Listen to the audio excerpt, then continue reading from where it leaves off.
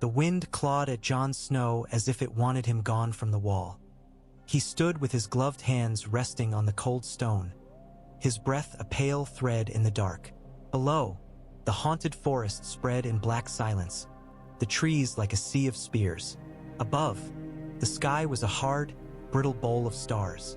Somewhere to the south, beyond the wall, beyond the neck and moors and rivers, 5 kings battled over a broken crown, and his father's head had rotted on a spike. The ravens had brought that news weeks past. It had not grown lighter with time. Ned Stark is dead. The words were as sharp now as when he'd first heard them in the rookery. Maester Aemon's blind eyes on his face, Bowen Marsh shifting awkwardly at his side. Jory dead, Septa Mordane dead, his sisters taken or lost, Robb marching, Winterfell emptied of men. A war, they said, a great war in the south, the war of the 5 kings. And here he was, chained to the strip of ancient ice while the world bled. Ghost padded along the parapet beside him, a white shadow in the dark. The direwolf's fur was dusted with snow, his red eyes steady and watchful. Jon sank his fingers into the thick fur at Ghost's neck and felt the answering press of muscle and heat. "Do you remember Winterfell?" Jon murmured. "The gods' wood, the pond, the ravens on the rookery roof?" Ghost's ears twitched at the sound of his voice, but the wolf gave no other answer. Jon almost laughed. "Of course you remember," he said. "I'm the one who left." He had come within a night's ride of leaving again. When the raven had brought word of Ned's death and Joffrey's cruelty, he'd saddled a horse and ridden south until the world narrowed to hoofbeats and desperation. He would have kept riding all the way to Robb's camp, to war, to death, if Sam and his brothers had not dragged him back, pleading and weeping and reminding him of the words he had spoken. "Night gathers, and now my watch begins." He had chosen his duty, chosen the wall, chosen, and yet he found his thoughts forever turning south, to Robb's banners, to Catelyn's grief-stricken face he could only imagine, to Arya's wild fury, to Sansa's tears, to his father's bones, if they'd even been returned. The wind changed. He felt it rather than heard it. A subtle shift, a new note in the endless howl. Hoofbeats on the frozen ground far below, faint but distinct. Jon lifted his head and peered into the dark. Ghost stiffened at his side, lips peeling back to show white teeth.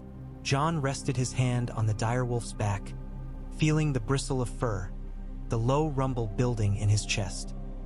There, along the muddy track that wound up from the King's Road to Castle Black's Gate, he saw the pale flicker of torchlight. One rider, maybe 2, their forms blurred by wind-blown snow. Ravens croaked uneasily in the darkness, bobbing and shifting along their perches. Visitors at such an hour? He turned and made his way down the stairs, Ghost gliding at his heel like living snow. In the yard below, the night was thick with smoke and the smell of dung and cold iron. Brothers shuffled between barracks and stables, wrapped in black wool and muttering against the chill. Jon saw Papar's narrow face peering from a doorway, Gren huddled in his cloak, Dolorous Ed grumbling to anyone who would listen. "They're saying more recruits," Ed muttered as Jon passed. "As if we haven't suffered enough." At the gate, the winch creaked and clanked as the heavy wooden doors were drawn back. Snow swept inward in a white breath, and with it came 3 riders, their horses blown and steaming. They wore cloaks of mottled green and brown that seemed half made of moss, half of mist. Their spears were short and barbed, their shields small and round. Crannogmen, Jon thought with a jolt. Men of the neck. The foremost of them swung down from his saddle. He was small, short as Tyrion Lannister, with a wiry frame and a lean, weathered face. His hair was the color of lake mud, his eyes a strange shifting green, as if they held reflections of reeds and water. "I come seeking the Lord Commander," the little man said, his voice quiet but carrying. "Lord Commander Mormont's in his solar," said the black brother on gate duty. "Who are you two?" "My name is Howland Reed," the stranger answered, and Jon felt the world tilt beneath his feet. "Of Greywater Watch. I was a friend to Eddard Stark." His words were like a knife between Jon's ribs. He stepped forward before he could think better of it. "I'm Jon Snow," he said. "Ned Stark was." His throat tightened around the familiar lie. "He was my father." Those green eyes turned on him, sharp as a spear point. In them Jon saw a flicker of recognition, like a stone sinking into deep water. "Yes," said Howland Reed softly. "You would be." They had taken refuge in Maester Aemon's tower, away from curious eyes and listening ears. The old man sat in his carved wooden chair beside the hearth, his blind eyes turned toward the sound of Jon's boots on the stone floor. The room smelled of old parchment and raven droppings, of warm wool and the faint tang of fire. Ghost lay stretched along the hearth, head resting on his paws, watching Howland Reed as if he were some curious animal. The crannogman sat very still, his hands folded loosely on his knees. In the firelight, the fine lines at the corners of his eyes seemed carved from peat and stone. "Lord Reed has brought something for you, Jon," Maester Aemon said. His voice was papery and thin, but it held an odd gravity tonight. Something long kept, long delayed. On the table between them sat a small chest, banded with dark iron, the wood scarred by age. Beside it lay a single folded parchment, sealed with gray wax impressed with the dire wolf of House Stark. Jon's fingers went cold. "My father wrote this?" he asked. "Eddard Stark wrote it for you," Howland Reed said. "He left it with me in the south before we parted ways, with instructions that I was not to deliver it unless he died and you still lived. He thought to spare you if he could." Sparing me from what? The thought flashed through Jon's mind like lightning. He looked down at the letter, at the wolf's head stamped in wax. How many times had he dreamed of some word, some sign that he belonged, that he was more than the bastard boy at the feast's edge. And now that it was here, he was afraid to touch it. Ghost's red eyes found his, steady and unblinking. Jon swallowed and reached out.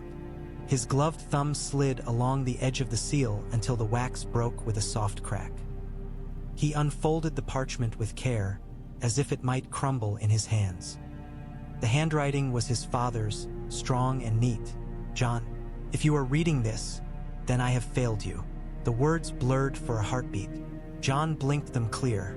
"I pray the gods that I have never needed to send this, that you have lived out your days in peace and ignorance in the north. But I have lived too long with secrets, and if I die with them all still buried, I wrong you more deeply than any dishonor I ever did your mother." Jon's heart gave a painful lurch. He read on, the fire's crackle fading, the raven's croaks becoming distant, as if he stood alone in some vast, empty hall where only his father's voice could reach him. "You were never what they said you were. The name Snow is the name the North gives its bastards, and I let you wear it like a hair shirt, thinking it would keep you humble, keep you safe. I told you that your mother was some girl of no account, to spare you my shame. There was shame, but not the kind you think. Your mother was Lyanna Stark, my sister, whom I loved more truly than I ever loved my own life. Your father was not the man they name you for." It felt as if the floor had opened beneath him. Jon tightened his grip on the parchment until it crumpled. "Not the man they name me for. Not some nameless groom. Not some soldier with dark eyes and a sword." The room seemed to sway, the candle flames lengthening and shrinking in his peripheral vision. "I don't." His voice came out hoarse. "What is this?" "Read," Maester Aemon said softly. "Read, Jon. Your father was Rhaegar Targaryen." The name stared up at him, ink on parchment, but it might as well have been carved into the wall itself. Crown Prince of the Seven Kingdoms. The Dragon Prince who had stolen Lyanna from Robert Baratheon. The man whose death on the Trident had toppled a dynasty and set a rebellion ablaze. Jon had heard those songs, that name, his whole life, and never once had he thought it could belong to him. "You were born in a tower of stone in the Red Mountains of Dorne, in blood and sorrow, as war consumed the realm. I was there. Howland Reed was there. Your mother named you with her last strength. I have written the name here so that you may know it, even if no one else ever does. Aegon Targaryen. Your mother's last words were of you. Promise me, Ned," she said. "Promise me." I promised that I would keep you safe from Robert's wrath and from anyone who might use you. To do that, I had to make the realm believe you were mine. Forgive me for the hurt that lie has caused you." The parchment wavered in his hands. He sat down heavily on the edge of the maester's narrow bed, as if his legs no longer trusted him. The words crawled across his vision. Lyanna, Rhaegar, Aegon, Targaryen. He thought of the stories old Nan had told in Winterfell's kitchens. Mad King Aerys who burned men alive. Dragons wheeling above Harrenhal. Rhaegar in his black armor with the rubies on his breastplate, dying beneath Robert's hammer. Rhaegar had been a name from a song, a ghost at the edges of other men's tales. Now that ghost reached out ink-smeared fingers and claimed him. "He lies," Jon said. The words were a croak, thin and cracked. "He must. I look nothing like a Targaryen. Do you think dragon's blood always shows in the hair?" Howland Reed asked. His green eyes were gentle and unyielding at once. "Have you never seen black-haired river lords with a drop of Valyrian in them? The seed can blend, as all things do. Eddard Stark did not lie in this," Maester Aemon said. He was staring past Jon, past the room, into some distance only he could see. He knew what it was to live in the shadow of Dragonfire. He would not take that name lightly, even in secret. Jon's heart hammered. "If this is true," he whispered, "then every man I've ever called father, brother, what does it make them? What does it make me?" "It makes you who you have always been," Aemon said. "The boy who came to the wall and chose honor when it would have been easier to choose anger. No letter can change the choices you have already made." Howland Reed rose and moved to the chest. He opened it with a small iron key worn smooth with handling. Inside, wrapped in oiled cloth, were more parchments. A brittle, faded letter with Lyanna's looping hand. A torn scrap bearing a half-faded record of a marriage in the sight of the old gods and the new. A map of the Red Mountains, with a tower marked in ink the color of dried blood. "I kept what proof I could," Howland said. "Not for courts or maesters, but for you. For the day you might need to know that your life was not built on wind."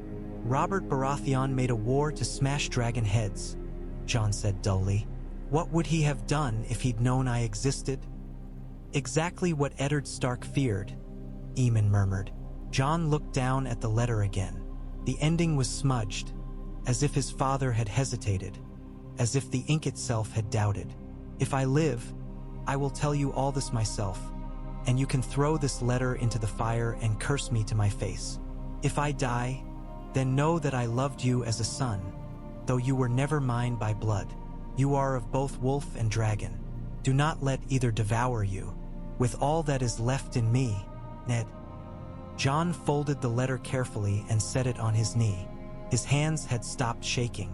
There was a stillness inside him now, the stillness of deep water when the wind dies. "I swore a vow," he said, staring at the fire. "I am the sword in the darkness, the watcher on the wall." "That vow was made by Jon Snow," Howland Reed said quietly. "What will Aegon Targaryen swear when he learns the realm burns and that every claim to the Iron Throne is built on a lie as deep as the one that hit him?" Jon looked up sharply. "The War of the Five Kings," Howland went on. "A boy king born of incest in King's Landing. A Baratheon brother burning with zeal on Dragonstone. Another feasting in Highgarden's shadow. Greyjoys smelling blood in the water. Your brother Robb, crowned king in the north by men who have no love for dragons, fighting for what they think is a Stark's birthright alone." "Robb is my brother," Jon said fiercely.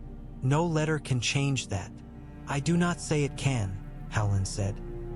"But the realm is tearing itself apart while winter comes and things stir in the dark beyond your wall.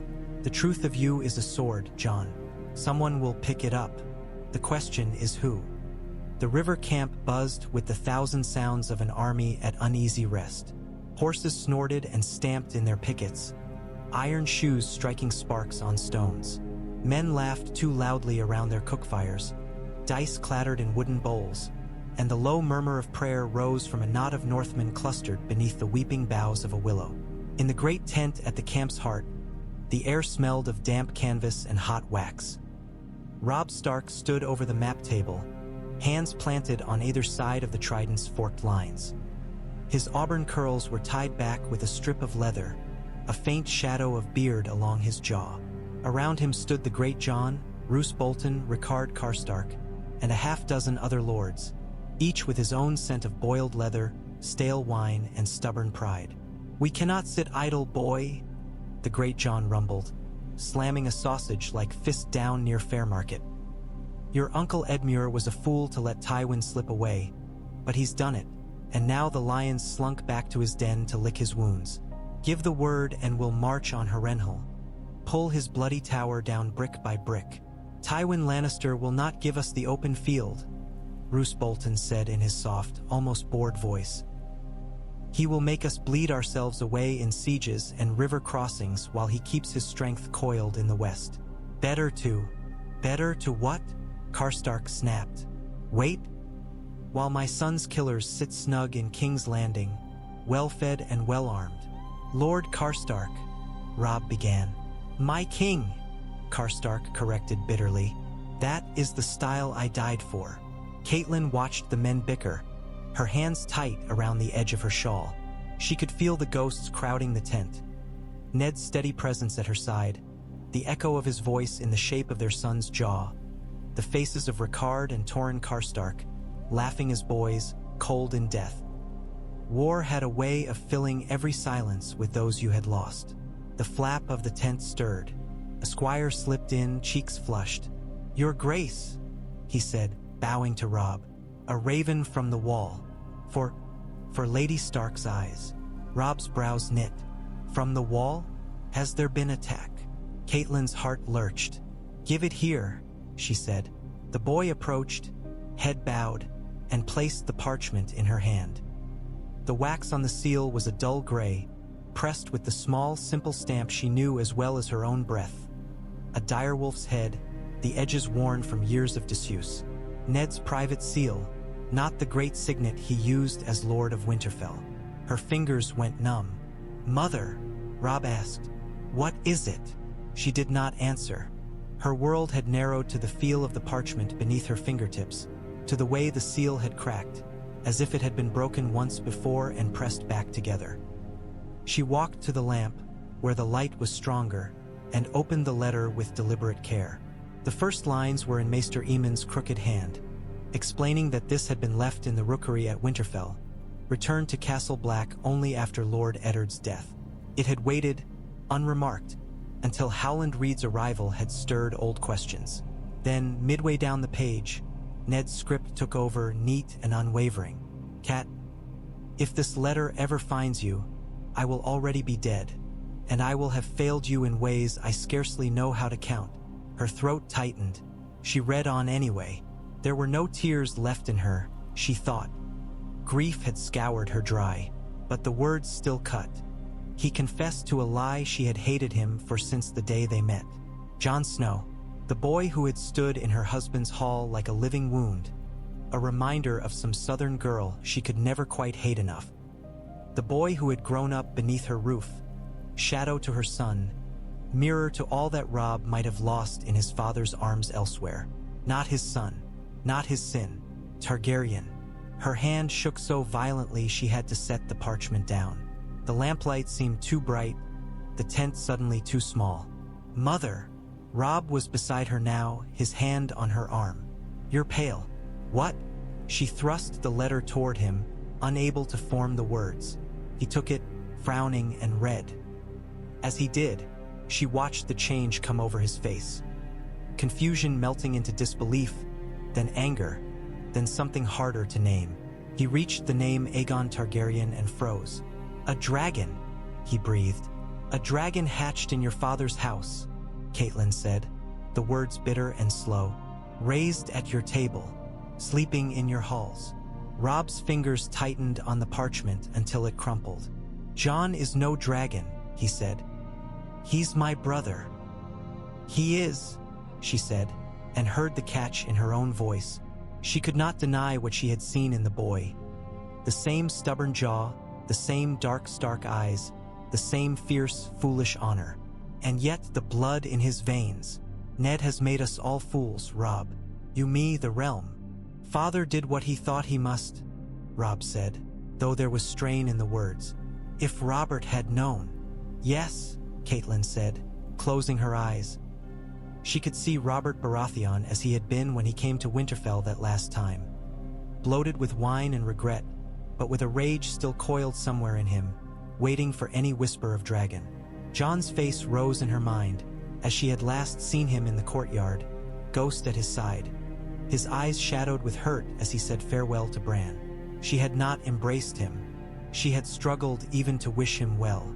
He is Lyanna's son, Ned had written. He is my sister's last gift, and I could not let him die for a war the two of you never asked for. Lyanna's son, not the child of some camp follower, but of the girl who had been her bridegroom's first love, the girl whose death had haunted their marriage. For a moment, Catelyn felt as if she still stood at Riverrun's sept, 20 years ago, watching Ned take vows that had not been meant for him. Lord Eddard speaks of proof? Roose Bolton asked, gliding forward like a shadow. This letter alone. Proof is mentioned, Catelyn said tightly. A witness, Howland Reed. Reed, the great Jon scratched at his beard. The bog devil? I thought he'd sunk into one of his own damned swamps years ago. He came to the wall, Robb said, eyes scanning the page again. To Jon. The Maester writes that he brought relics from the south, and that Jon has seen them. The idea of Jon poring over Lyanna's letters, over records of Targaryen marriages, of births in some far Dornish tower, Catelyn's stomach turned. What does the boy mean to do with this? Karstark demanded. Dragon's blood or no, he took the black. If he breaks his vows. If, Robb said sharply. He folded the letter, tucking it into his belt. He is still at the wall for all we know. Your Grace, Roose said, quiet as frost. The realm is riven. A hidden Targaryen prince, if proved, could tilt the board beneath every player. Joffrey's line is a sham. Stannis claims the throne by law. Renly by love. You by ancient right of the north. Add a dragon to that mix and we are not dragons, the great Jon growled. I bent my knee to the king in the north, not to some Dornish whelp.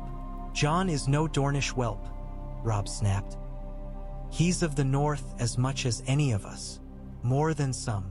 His eyes flashed, wolf-bright. I will not have him spoken of as if he were some stranger. Catelyn watched him, her chest tight. The boy she had raised had become a king without her. Now he stood before her, torn between blood and duty, between wolf and dragon. What will you do? She asked. Robb looked down at the map. The trident's blue ink forked beneath his hands, one branch running toward King's Landing, another toward Riverrun, another north, back toward the neck and the wall. I don't know, he said. But I mean to speak to my brother before any man in this camp swears to or against a dragon. The hall of Dragonstone was all shadows and dragonfire. Braziers burned along the walls, their flames painting the carved stone dragons in shifting hues of red and gold. The air was thick with smoke and the salt stink of the sea below. Wind howled outside like some great wounded thing. Stannis Baratheon sat his black stone throne, jaw clenched. His crown, plain, severe iron banded with stag's antlers, rested heavy on his brow. In his right hand he held a parchment sealed in dirty gray wax, the seal already broken. His left hand closed and opened, as if grasping at some invisible hilt. Aegon, he read, his voice flat. Aegon Targaryen, son of Rhaegar and Lyanna Stark, presently sworn as Jon Snow of the Night's Watch. Humph. Melisandre leaned closer, red silk whispering against stone. Her hair fell like a shadow of flame over her shoulder. The name is not unfamiliar, she murmured. Aegon the Conqueror, Aegon the boy slain in his cradle. The dragon that was promised, perhaps. There is no dragon promised, Stannis snapped. The Targaryen line is dead. Robert saw to that.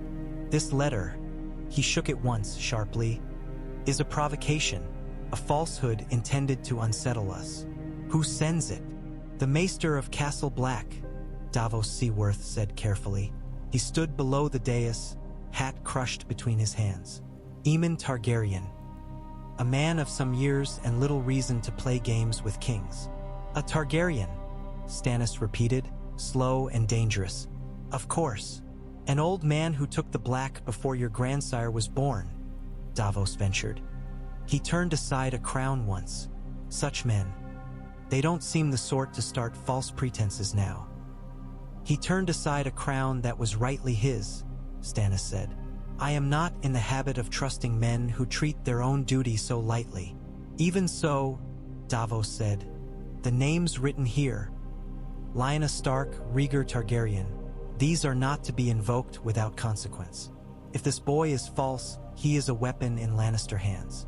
If he is true, Melisandre breathed, eyes half-lidded as she watched the flames in the nearest brazier. Then the game you play is larger than crowns and thrones, your grace, larger even than the usurper's legacy. Stannis turned his head to regard her. The firelight painted hollows in his cheeks, shadows in the furrow of his brow. You've seen something in your fires? He asked. I have seen a boy with a wolf's face and a dragon's shadow, she said.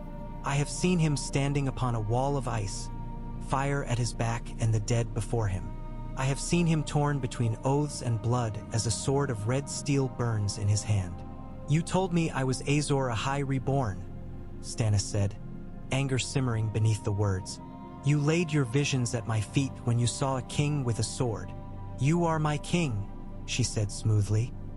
The Lord of Light has raised you up in this dark hour, but even a king may have need of other fires, other blood.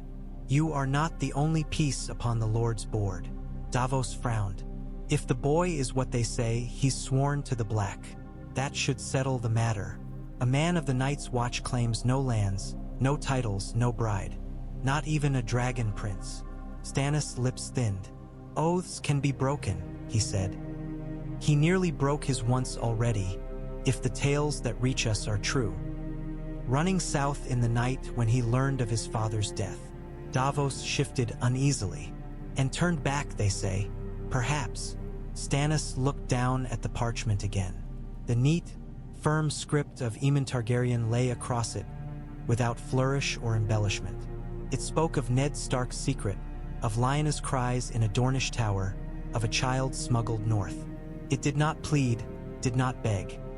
It simply set forth a truth and left it to kings and ravens to decide its weight. This letter went to more than me, Stannis said quietly.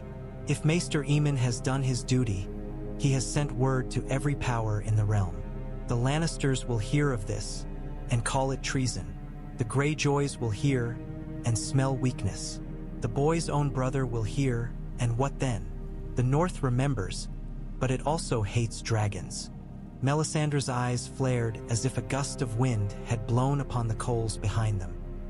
A king who ignores the portents of the Lord of Light walks with his eyes shut toward a cliff, she said. This boy, this Jon Snow, this Aegon, his path is bound up with yours.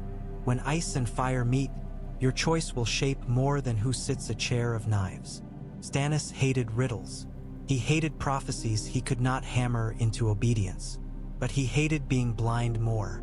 Send a ship north, he told Davos abruptly. Fast. I would know more of this boy, and of the proof they say they hold.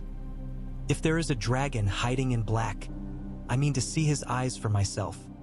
Jeor Mormont's shadow was shorter than the walls, but it felt just as heavy. The Lord Commander stood by the open gate, his great black cloak flapping about him like a crow's tattered wings. His grizzled beard was stiff with frost, his eyes small and dark beneath their beetle brows. Behind him, the tunnel through the ice yawned like the throat of some pale beast. You understand what you're asking me, boy, he said. Jon met his gaze, though his stomach was knotted tight. I understand that the realm is bleeding while we stand here, he said. I understand that the wall will not hold long if the south tears itself to pieces and leaves us to face what's coming alone. Mormont snorted. You think I don't know that? I've sent more ravens in the last year than some lords send in 10, begging for men, for food, for so much as a single sack of barley. What have we had in return? Cripples, rapers, and thieves. You think one more letter will make the difference? This isn't just a letter, Jon said. His hand strayed to his breast, where Ned's parchment lay folded above his heart. The words they're heavier than any mail. If what Maester Aemon and Lord Reed have shown me is true, if, Mormont's mouth tugged down, if your father was a dragon prince, if your aunt was stolen and wed, if this all isn't some elaborate bog devil trick, you want me to send one of my officers south on the strength of if, boy. You've seen what Lord Reed brought, Jon said. You heard his oath. You saw the marriage record, the map, the blood-stained ribbons from the birthing bed. You heard Maester Aemon speak the names in High Valyrian. How many ifs do you need? Mormont grunted. Enough to make me itch, he said. I knew Eddard Stark. He was not a man to gild the truth for his ease. If he hid this, it was because he saw no good in letting it out. He saw no good when Robert sat the throne, Jon said. The usurper is dead. The boy is a bastard born of incest. The realm is in chaos. Whatever father feared, it's already upon us. If I am what they say, Mormont held up a hand. Say it plain, he growled. If you are what they say. Jon swallowed. The words tasted like someone else's mouth.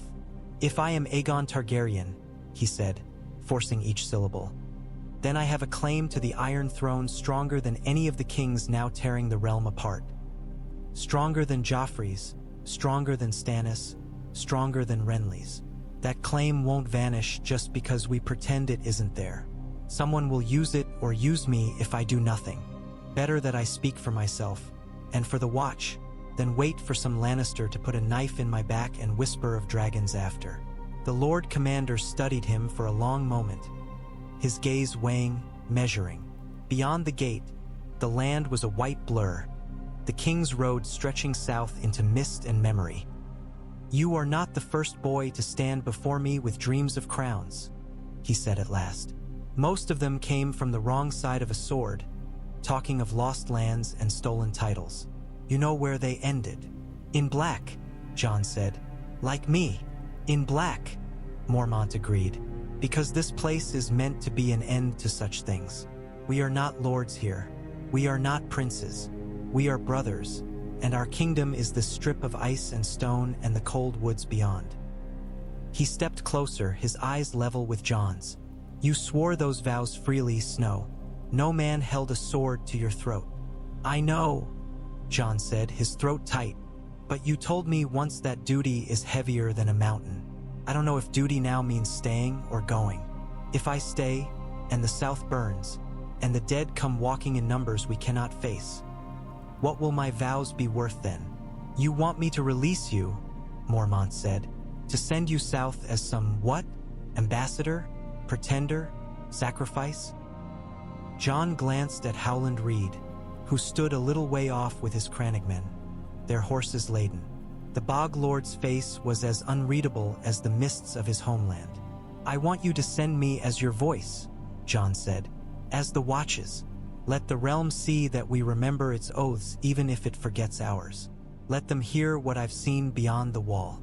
The dead men in the snow, the blue eyes, the things that don't bleed.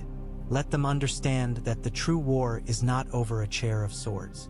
And if they must have a king to rally around, let it be one who knows what waits in the dark. Mormont's eyes narrowed. You speak as if you already wear a crown. I speak as if I've had dragons laid at my feet whether I want them or not, Jon said. If I turn my back on this and pretend I'm just a Snow, will it stop being true? Or will it only mean that others speak for me? We are told from boyhood that a man must know his name. Now I know mine. I can't unlearn it. Ghost pressed against his leg, a warm, urgent weight. For a long time, the only sound was the wind and the creak of harness leather as one of the crannogmen's ponies shifted. Finally, Mormont let out a breath that seemed to take something of his age with it. You remind me of your father, he said grudgingly. Or of the man we thought your father was, at least.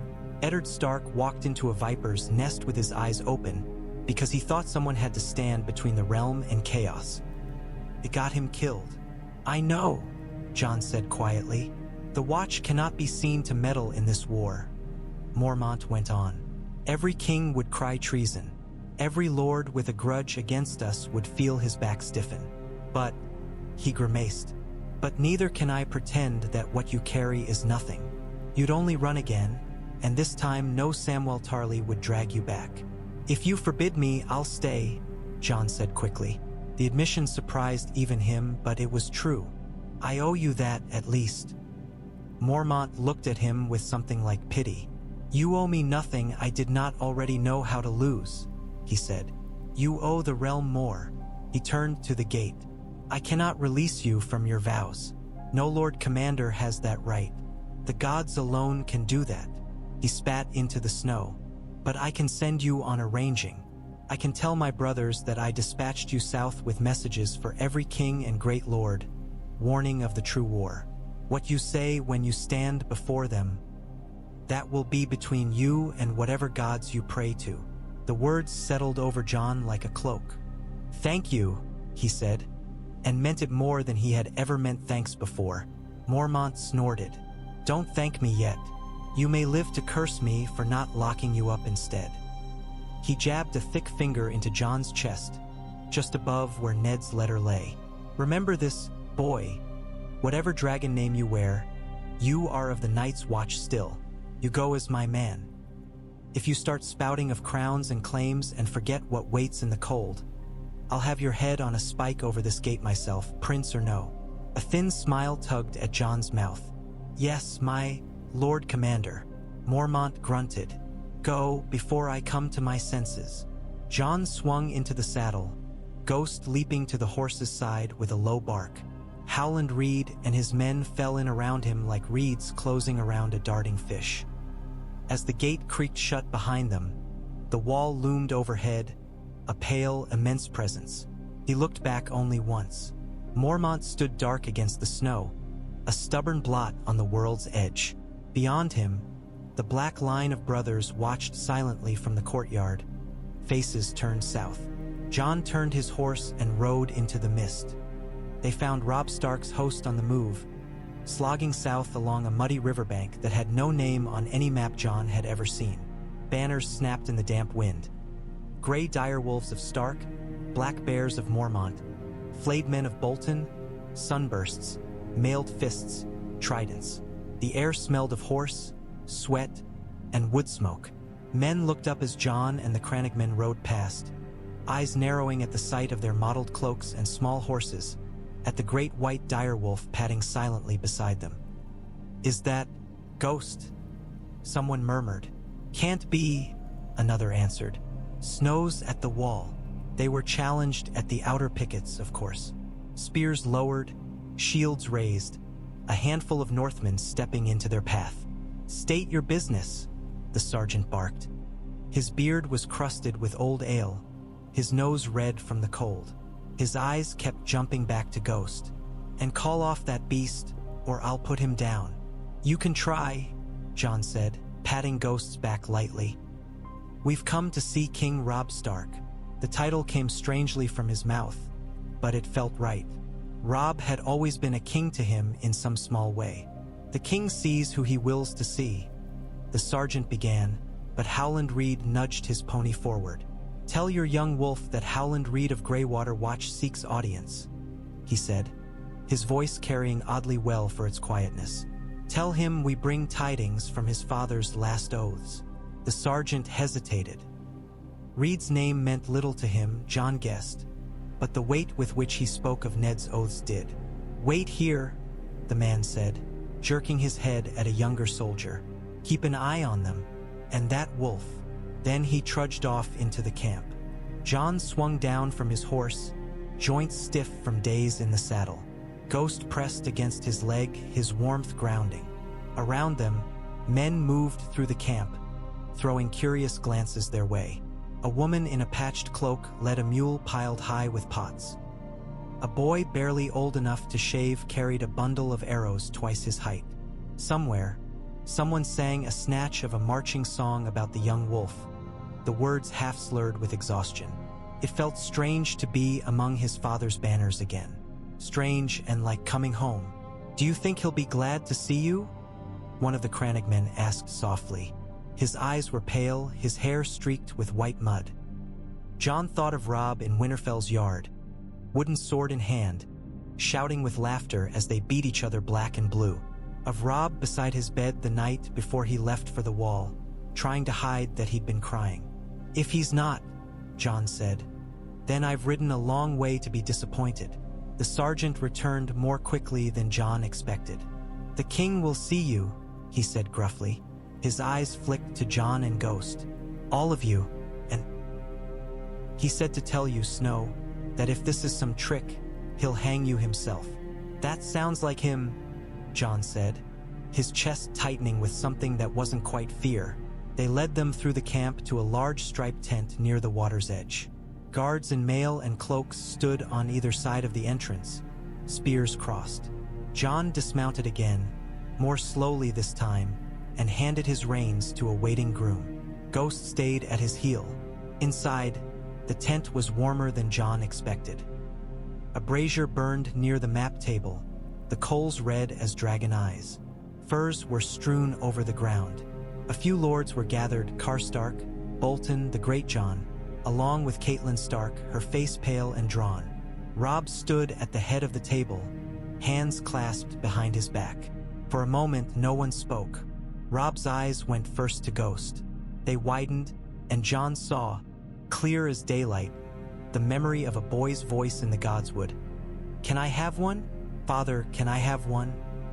Ghost's ears pricked, his tail beginning a slow, uncertain wag. Then Robb's gaze lifted to Jon. 7 hells, he whispered. You're real.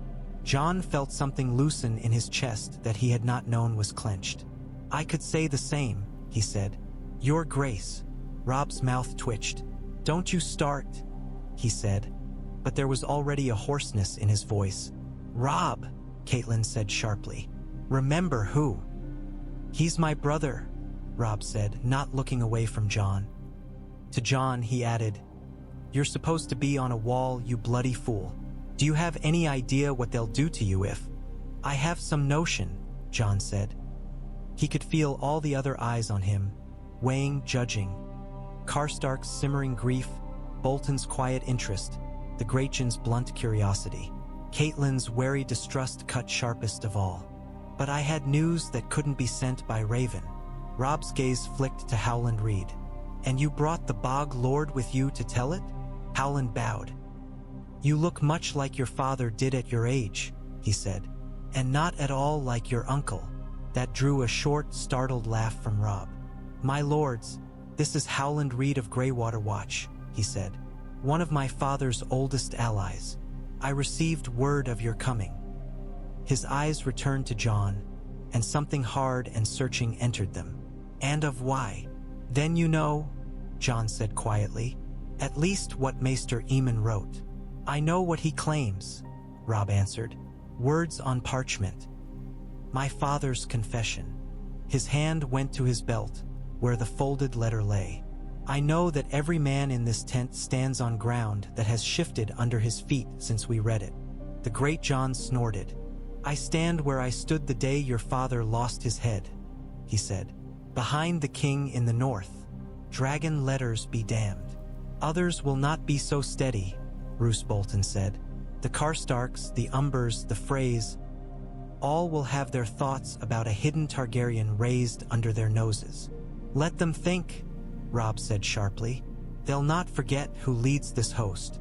Nor will the South, Catelyn murmured. She stepped closer, her eyes pinning Jon. You bring us danger just by standing here, Jon.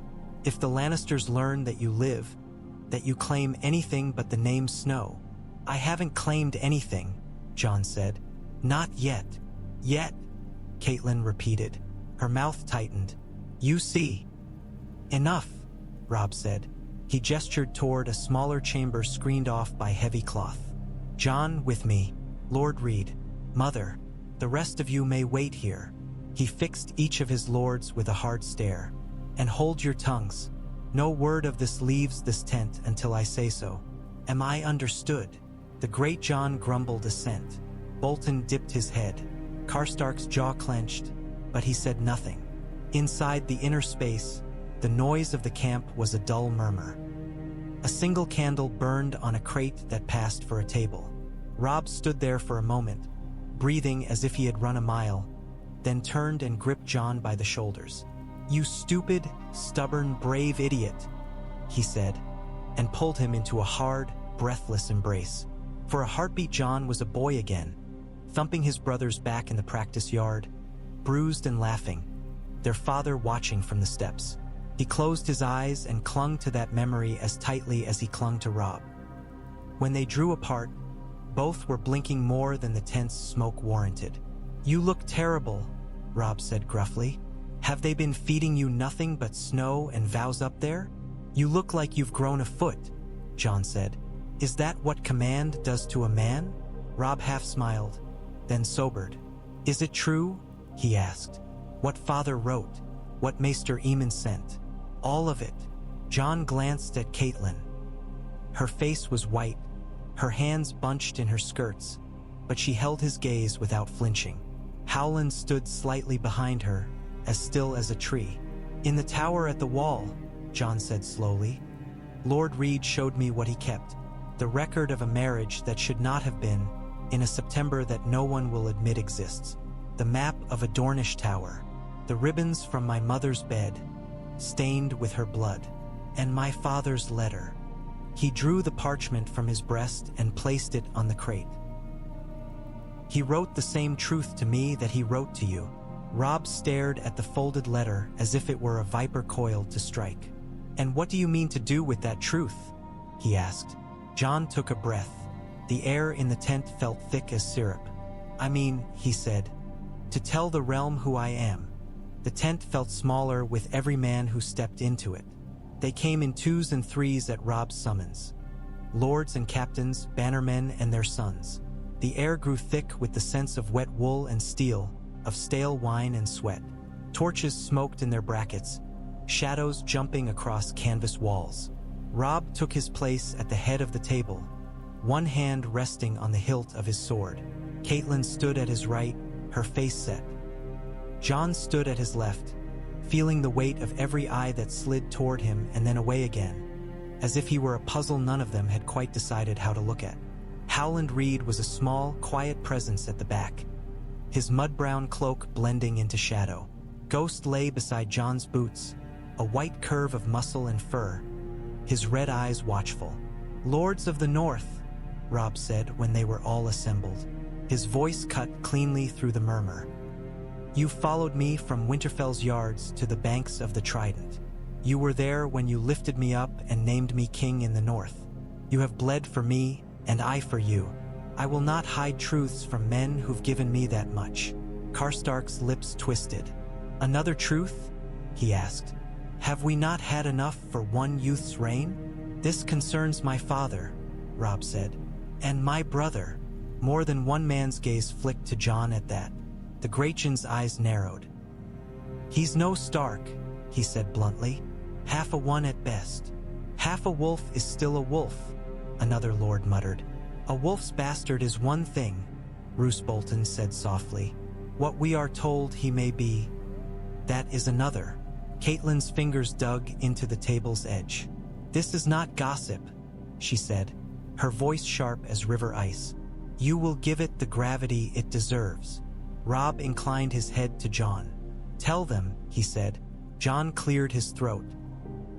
He had spoken vows before hundreds of men beside a weirwood. He had shouted commands over the wind atop the wall. Yet now, in this tent, the words felt heavier than any he had ever spoken. "You all know me as Jon Snow," he began. "The bastard who grew up in your lord's hall, eating at the end of his table, fighting in your yard. Many of you saw me as a boy. Some of you called me by name in Winterfell. The great Jon said, "You cracked my nephew's lip once with a wooden sword. I've not forgotten." A few men chuckled. The sound eased something in Jon's chest. "You know the tale they told," Jon went on, "that I was the son of Lord Eddard by some camp follower or serving girl in the south. That he brought me home after the war because his honor compelled him. He let that sink in for a beat. It was a lie. Whose lie? Karstark demanded. The boy's or his father's? My father's, Jon said. Lord Eddard's. He lied to protect me, to protect all of you. A murmur went around the tent. Jon could feel the shift in it, the tension coiling tighter. My mother was Lyanna Stark, he said. Lord Eddard's sister. My father was Rhaegar Targaryen. The words fell into the space like stones into a frozen pond. The ripples they sent were slow and deep. Mad Ares' whelp? One man spat. Robert killed him on the trident, another said. We all heard the songs. Are you telling us he left a son living? I'm telling you what my father and his dearest friend swore before gods and men, Howland Reed said. He stepped forward, his smallness suddenly an advantage as he slipped between taller men to the table's edge. I stood with Eddard Stark in the Red Mountains. I saw Lyanna's bed, saw her blood. I heard her speak the boy's name with her last breath. I swore to help Ned hide him from Robert's wrath. I brought proof, records, letters, which I showed to Castle Blacksmaester. He sent word to you that what we say is no idle fancy. Proof written by Targaryens and Dornishmen, Karstark said scornfully.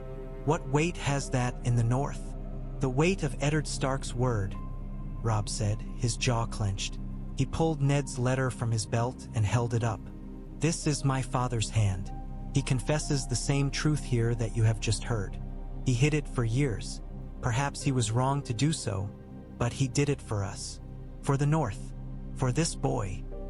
This boy, Roose Bolton said lightly, may now be the strongest claimant to the Iron Throne in all the realm, if he is who he says.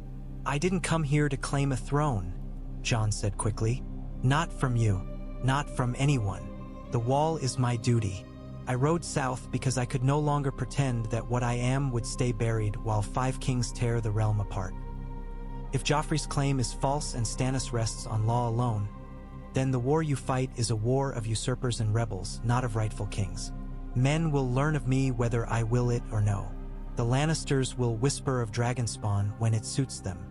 Better that I stand where you can see me than in the shadows where they'll paint me.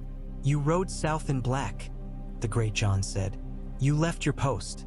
Is that the sort of king you mean to be? I came with Lord Commander Mormont's leave, Jon said. He sent me as his voice to warn every king and lord of what we've seen beyond the wall. The dead rising, things that can't be killed by steel. Winter coming for all of us, Lannister and Stark, Tully and Greyjoy alike. Whether I'm Jon Snow or Aegon Targaryen makes no difference to the cold. But it makes a difference to the men who must be made to listen. Bolton's pale eyes watched him, unblinking. You would set aside your vows, then? He asked. Put on a crown to shout at the snow? Jon hesitated. I don't know, he said honestly.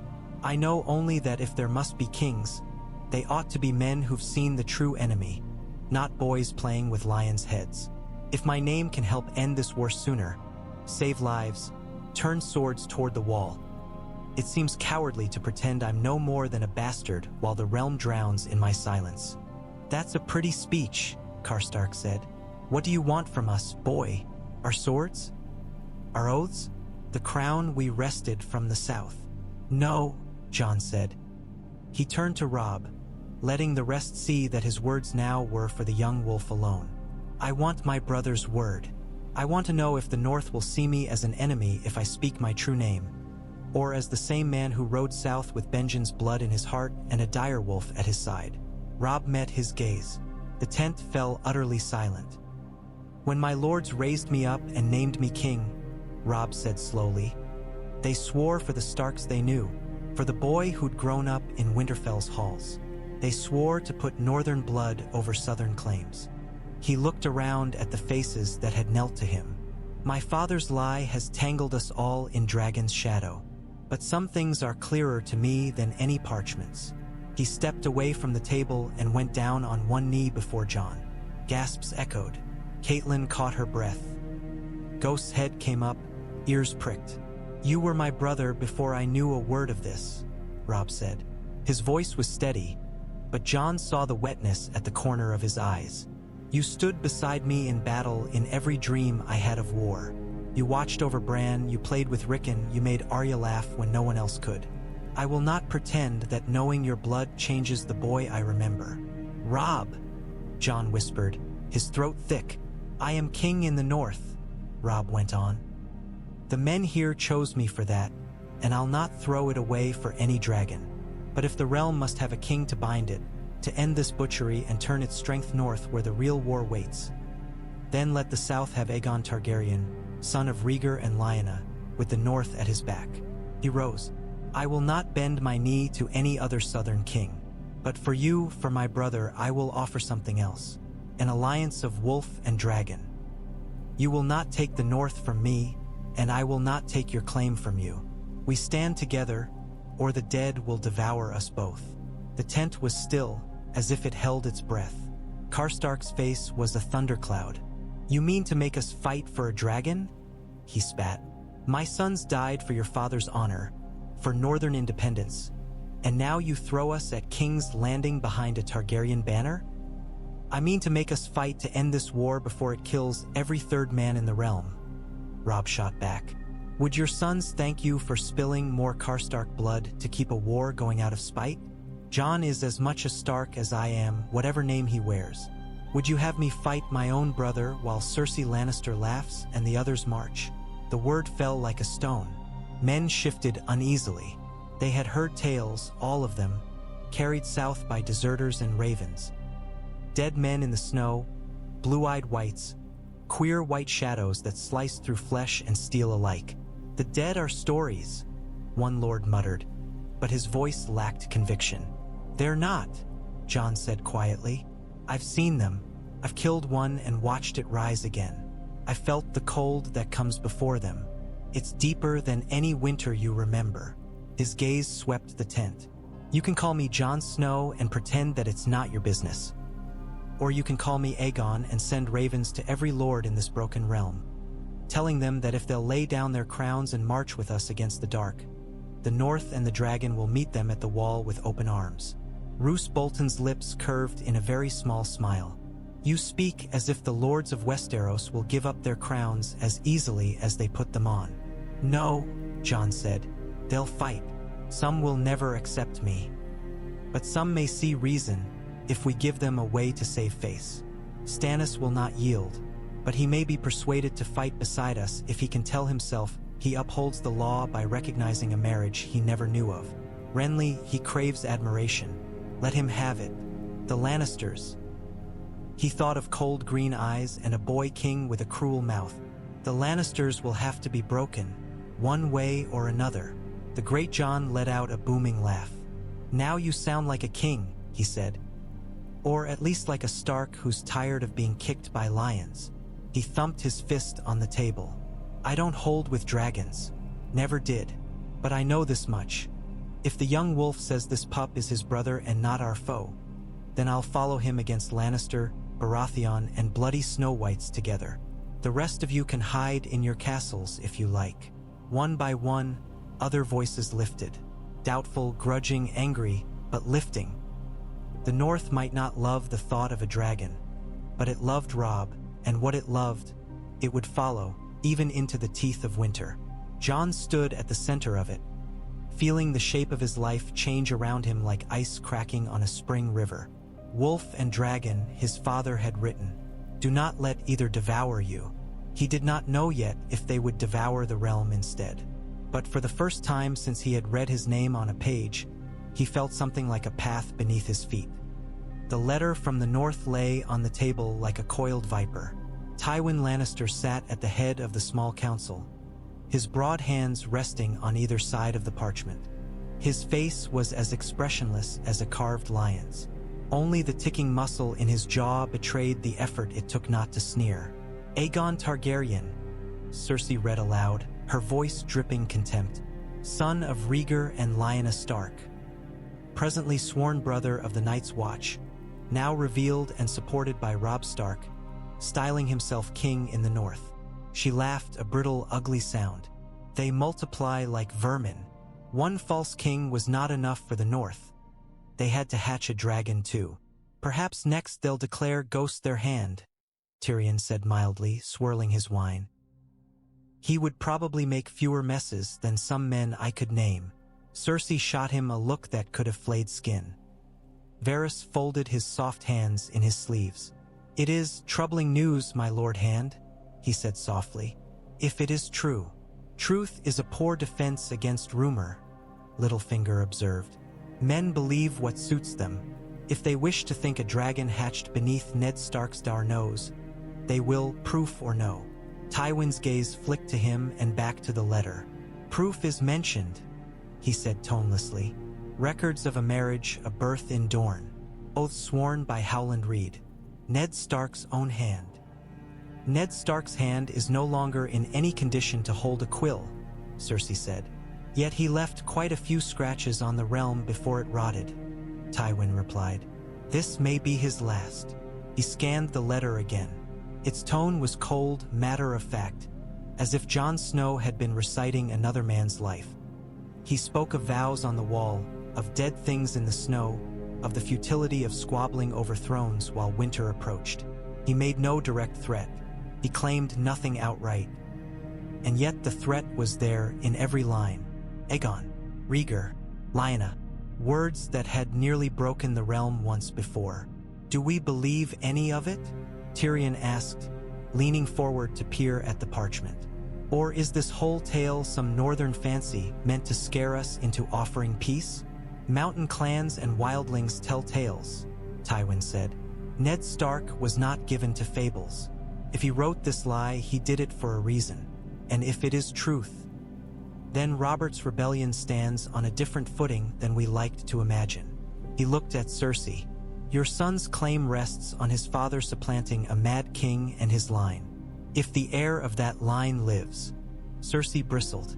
Joffrey is the king, she said. He sits the Iron Throne. Some bastard in black cannot change that with a letter and a wolf at his side. No, Tywin said, but he can draw swords away from us. Stannis will seize on this like a starving man on bread. Renly will preen, talking of alliances. The Dornish, he grimaced.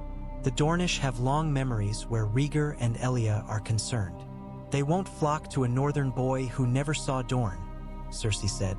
They may, if they think he legitimizes their grievance, Varys murmured. See, they will say. The North hid a Targaryen prince while the Lannisters dashed a babe's brains out against a wall. It makes for a stirring song. Littlefinger smiled thinly. Imagine it, he said. A wolf-dragon alliance in the north, Stannis bound to them by law, Renly wooed with promises of shared rule, the Reach in Dorne tempted by the return of a dragon in bed with a Stark. Why, they could almost become more dangerous united than they are squabbling. Almost, Tyrion said. But the key word is almost.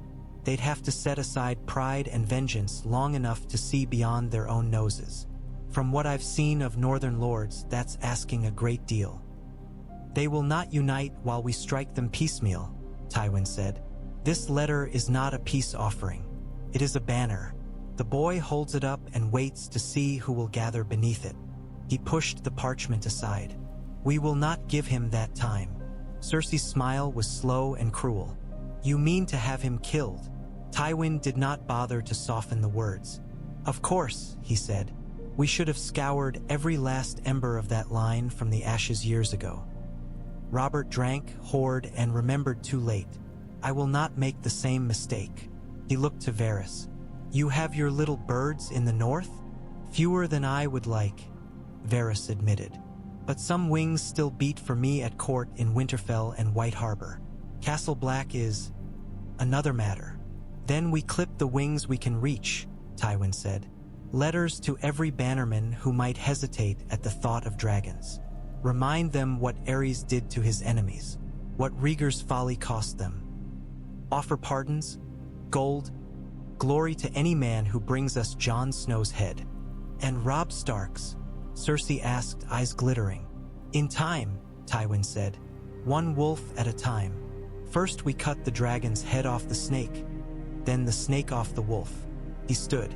The realm will not remember the fine points of who had what claim in 50 years. It will remember who held the throne when winter came. That will be Joffrey, or it will be no one. Tyrion sipped his wine and watched his father's face. He saw no hatred there, no heat, only cold calculation. Jon Snow was not a boy to Tywin. He was a piece on the board. Pieces could be removed. Hopefully, Tyrion said lightly. Your assassins have better luck at the wall than they did across the narrow sea. Tywin's eyes flicked to him. They will not be going to the wall, he said. They will go where the boy is now. He tapped the letter. With the king in the north. The wind on Dragonstone's eastern cliffs carried the taste of salt and storm. Melisandre stood with her back to the sea, her face turned toward the brazier's heat. The flames within it roared higher than they should, as if some unseen bellows fed them. Gold and orange deepened to crimson, then to a strange, hungry blue. She watched. Visions came like waves, never ordered, never obedient, always snarling and snapping at the edges of comprehension. She had learned to read them as one learned to read a foreign script. Slowly, painfully, accepting that some meanings would forever slip between the lines.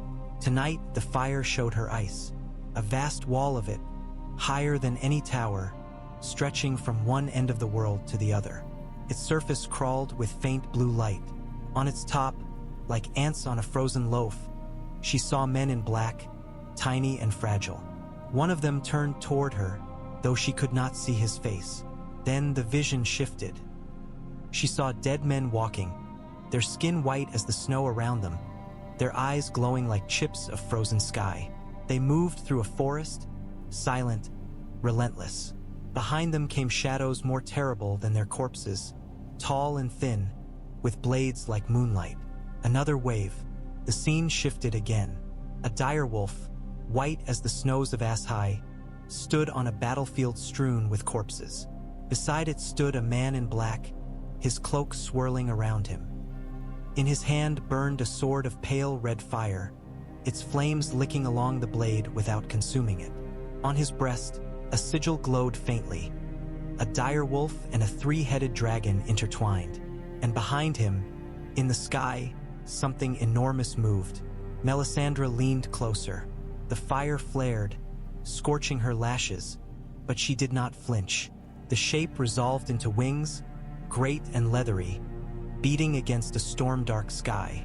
Scales shimmered, black and silver and ghost-pale, too quickly for her to count. The air trembled with a roar she could not hear. When she blinked, the image was gone.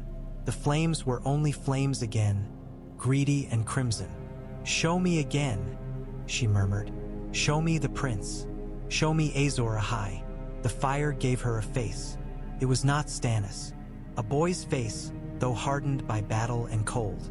Dark hair, gray eyes that did not belong to dragons. A jaw too like Eddard Stark's to deny. Yet there, in the planes of his cheeks, in the set of his mouth when he frowned, she saw echoes of portraits she had studied of Rhaegar Targaryen. The same quiet intensity, the same haunted look. "Jon Snow," she whispered. "Aegon." He stood between a wall of ice and a sea of flame, a sword in his hand and a crown of something pale and jagged on his brow. Not gold, not iron, but bone or carved ice. Behind him, wolves and men knelt. Dragons wheeled overhead, their shadows enormous. The vision blurred, becoming two, then three. In one, the boy turned toward the darkness and was swallowed by it. In another, he walked into the fire and did not emerge. In a third, he stood alone on a field of ash, surrounded by bones, wearing no crown at all. "Which is true?" she asked the flames. "Which path will he take? Which will you have me guide him toward, Lord of Light?" The fire did not answer. It only burned. But Melisandre had lived long enough to trust her own senses when the flames were silent. She saw Stannis, stubborn and unyielding, his jaw set like iron. She saw the northern boy Robb Stark, wolf-gray eyes flashing as he pledged alliance to a dragon. She saw a third shape rising between them, half wolf, half dragon, crowned in frost. A thought came to her, uncoiling like a serpent. Perhaps I was not wrong, she told herself. Perhaps I only saw the sword and mistook the hand that would wield it. She turned away from the brazier and looked south, where the war burned unseen beyond the horizon. Very well, she said softly. If the Lord of Light has set 2 kings upon his board, then I will make certain they do not move against his will. She smiled, small and secret. Fire must go where the darkness is thickest. If that is in the north, then I will follow it there. Behind her, the sea crashed against Dragonstone's rocks, indifferent to kings and prophecies. Ahead, the flames burned, showing her a boy with a wolf's face and a dragon's shadow, walking toward a war no one in the south yet truly believed in. She would help them believe. The morning they raised the new banner, a thin mist lay along the riverbank. It coiled among the guy ropes and tent stakes, curled around the legs of horses, clung to the ankles of men trudging to their duties. The river itself was a pale silver serpent, moving sluggishly past. Above, the sky was the color of old wool, light slowly seeping into it. Jon stood beside Robb at the foot of a hastily hewn pole. The wood was still rough beneath the hands of the men who held it upright. At the top, furled for the moment, was the cloth that had occupied 3 seamstresses and half a dozen arguments the day before. Still time to change your mind, the great Jon rumbled. I've heard worse ideas, but not many. For once, you and my mother agree, Robb said wryly. Catelyn stood a little apart, her shawl drawn tightly around her. Her face was unreadable. Jon did not need to see her thoughts to know what they were. Dragons and wolves and dead men did not make for easy sleep. Once those ravens fly, she said, there will be no pulling them back. Every man with eyes will know you have taken a dragon's hand. Robb looked at Jon. We've never been good at half measures, he said. Have we? No, Jon said. He thought of the wall, of vows spoken with too much earnestness and not enough understanding, of his own impulsive flight south, of the way his heart had leapt when Robb knelt and called him brother before a tent full of lords. We haven't. He reached up and took hold of the rope. Robb took the other end. Together they pulled. The cloth unfurled with a whisper. At its center, on a field of black, a silver 3-headed dragon coiled, its bodies entwined with a gray direwolf that seemed to leap from the cloth. The sigils did not sit comfortably beside one another.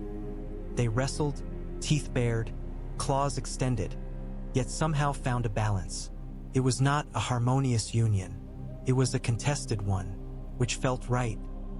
Men craned their necks to see. Some crossed themselves, muttering prayers. Others spat. A few, more than Jon had dared hope, nodded slowly, as if a piece had clicked into place they had not known was missing. It's ugly, the great Jon pronounced, but I've followed uglier banners, and prettier cowards.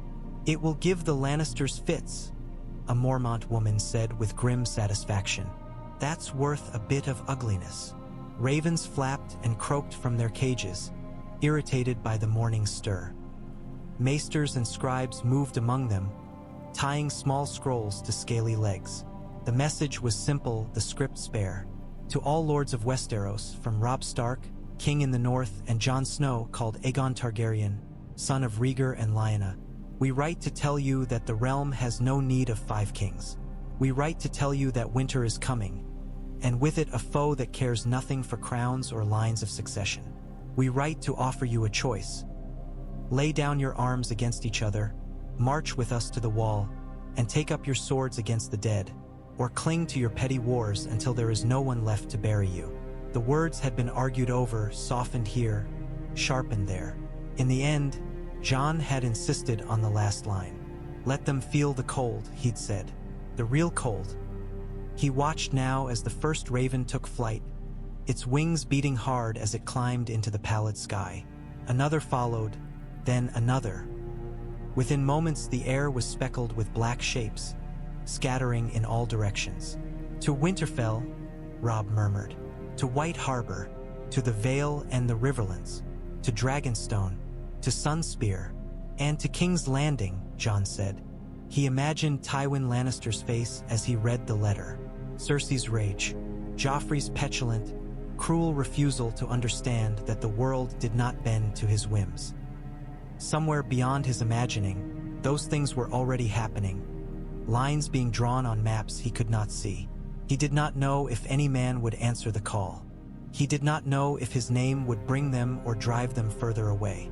He only knew that the truth was no longer his alone to carry. "You could still take another name," Catelyn said quietly. "If it comes to that, call yourself Stark. Let the dragon lie." Jon looked up at the wolf dragon banner, its edges snapping in the rising breeze. "I was Jon Snow yesterday," he said. "Today they call me Aegon. Tomorrow they may call me traitor, usurper, savior, fool. None of those names will change what's coming from the north, my lady. I would rather stand beneath a banner that tells the truth, even if it sets half the realm against me, than hide behind a lie again." She regarded him for a long heartbeat. Then, very slowly, she inclined her head. "You sound like Ned," she said. "Seven save us all." Robb clapped a hand on his shoulder. "You'll not stand alone, whatever name you wear," he said. "The wolf and the dragon raised that banner together. We'll see it lowered together at the wall when this is done." Jon did not say that some banners never came down, only burned. He watched the ravens disappear into the pale, brightening sky and felt, in his bones, the turning of a great, unseen wheel. Whatever came next. Assassins sent by lions, envoys from stags, red priests speaking of fire, Dornish spears glinting in the sun. It would come to this. Snow and ice and dead things moving in the night. He thought of Lyanna, whom he had never known, whispering in a Dornish tower. He thought of Rhaegar on the trident, of Ned kneeling by a bed of blood. He thought of Ghost's faithful shadow at his heel, of the weight of a sword in his hand, of dragons glimpsed in fire. "My name is Jon Snow," he murmured, too soft for anyone but Ghost to hear. The direwolf's ear twitched. "And Aegon Targaryen. And I'll be damned if either name keeps me from doing what needs to be done." The wolf dragon banner cracked above him, catching the wind at last. South and east and west, ravens flew. North, beyond the wall, the sky was already beginning to darken. Sleep came to Jon in scraps these days, ragged edges of rest stitched together between councils and trainings, between ravens and memories and the weight of names. When slumber finally took him that night, it dragged him into a dream of snow and ash. He stood on the wall alone, the ice beneath his boots groaning as if it were alive. Before him, the forest burned, trees twisting in a windless fire that made no sound. Behind him, something vast moved in the dark, its breath cold on his neck. He turned and saw. Ghost's growl dragged him up out of the dream like a hand at his collar. The sound was low, murderous. Jon's eyes snapped open to darkness. The tent canvas loomed gray above him, the brazier in the corner long since gone to ash. The only light was a dull red smear of moon through the slit in the flap. Except, the flap was closed, or should have been. Someone was in the tent. Jon did not move at once. Years of practice in the yard and atop the wall had taught him the value of stillness. He let his breath settle into a slow, steady rhythm, let his muscles remain loose. He lay on his side with his back to the tent wall, his hand inches from Longclaw's hilt. Ghost's growl came again, quieter. Jon felt the direwolf's body tense at his feet. A shape shifted in the darker dark, between him and the brazier. A man crouched, moving with care. Jon heard the faint whisper of leather, the barely there rasp of a drawn blade. The shadow crept closer. Jon waited until he could feel the warmth of another body above him, until he smelled man sweat and oil and something metallic, poison. His mind supplied, absurdly calm. The dagger rose, a pale glint in the black. Jon rolled. He moved faster than thought, twisting his body and bringing his arm up. The dagger meant for his throat sliced through his blanket instead, catching on wool. Jon's shoulder took the weight of the man's arm. Pain flared. He didn't care. His hand had found Longclaw's hilt. The sword came free in a hiss. Ghost leapt. The direwolf's full weight crashed into the intruder's back. There was a wet crunch and a strangled scream as man and beast tumbled against the tent wall, canvas shuddering. Ghost's jaws clamped down on something soft. The scream cut off. Jon surged to his feet, sword in hand, his blanket tangled around his legs. He kicked free of it, breath coming hard. The tent stank suddenly of blood and voided bowels. "Ghost," he said sharply. "Leave." The direwolf obeyed, but reluctantly. He backed away from the man with a snarl, teeth red. The intruder lay half-curled on the ground, clutching at his neck. Jon saw the pulsing wound, the spray of blood, the desperate, fluttering hands that could not staunch it. The man's eyes were wide, whites showing all around the pupils. He tried to speak, coughed dark. One hand scrabbled toward the fallen dagger. Jon kicked it away. Outside, someone shouted. The scuffle had been loud enough to rouse the nearest guards. Jon heard boots crunching on frozen ground, a spear but hitting a tent pole. "Your Grace," a muffled voice called. "Lord Snow? Is all well?" "Inside," Jon snapped. "Now!" The tent flap jerked back. A guard thrust his head in, then froze at the sight. Ghost, fur bristling and jaws slick. Jon with sword drawn. A stranger dying in a pool of his own blood. "7 hells," the guard whispered. Others crowded behind him. In moments, the tent was full of men in various states of undress, spears and swords raised hurriedly. Robb shouldered his way through them, barefoot, a shirt thrown on in haste, gray winds looming shadow behind him. "What?" he began, then stopped when he saw the body on the floor. His eyes flicked to Jon, to Longclaw, to Ghost. "Assassin!" "He didn't come to bring me an extra blanket," Jon said grimly. Caitlin arrived on the guard's heels, hair loosed from its braids, a cloak thrown over her nightgown. She took in the scene with a single sharp glance, then moved to stand between Jon and the men with weapons, as if half expecting them to turn their points on him. "Who is he?" she demanded. "If he's one of ours." "He's not," Jon said. He knelt beside the dying man, pressing the tip of his sword lightly to the assassin's chest. "Who sent you?" he asked. "Say it quickly if you want your last breath to be something other than a gurgle." The man coughed blood into Jon's face. His lips twisted. "Gold," he managed. "Enough to buy a ship." "Whose?" Robb asked, stepping closer. Gray wind's growl echoed Ghost's, lower and more dangerous. The assassin's gaze flicked to him, then back to Jon. "Lion," he whispered. "Lion's hand." Caitlin sucked in a sharp breath. "Tywin." "Of course," Robb said, jaw tightening. "Who else?" "Proof," Jon said.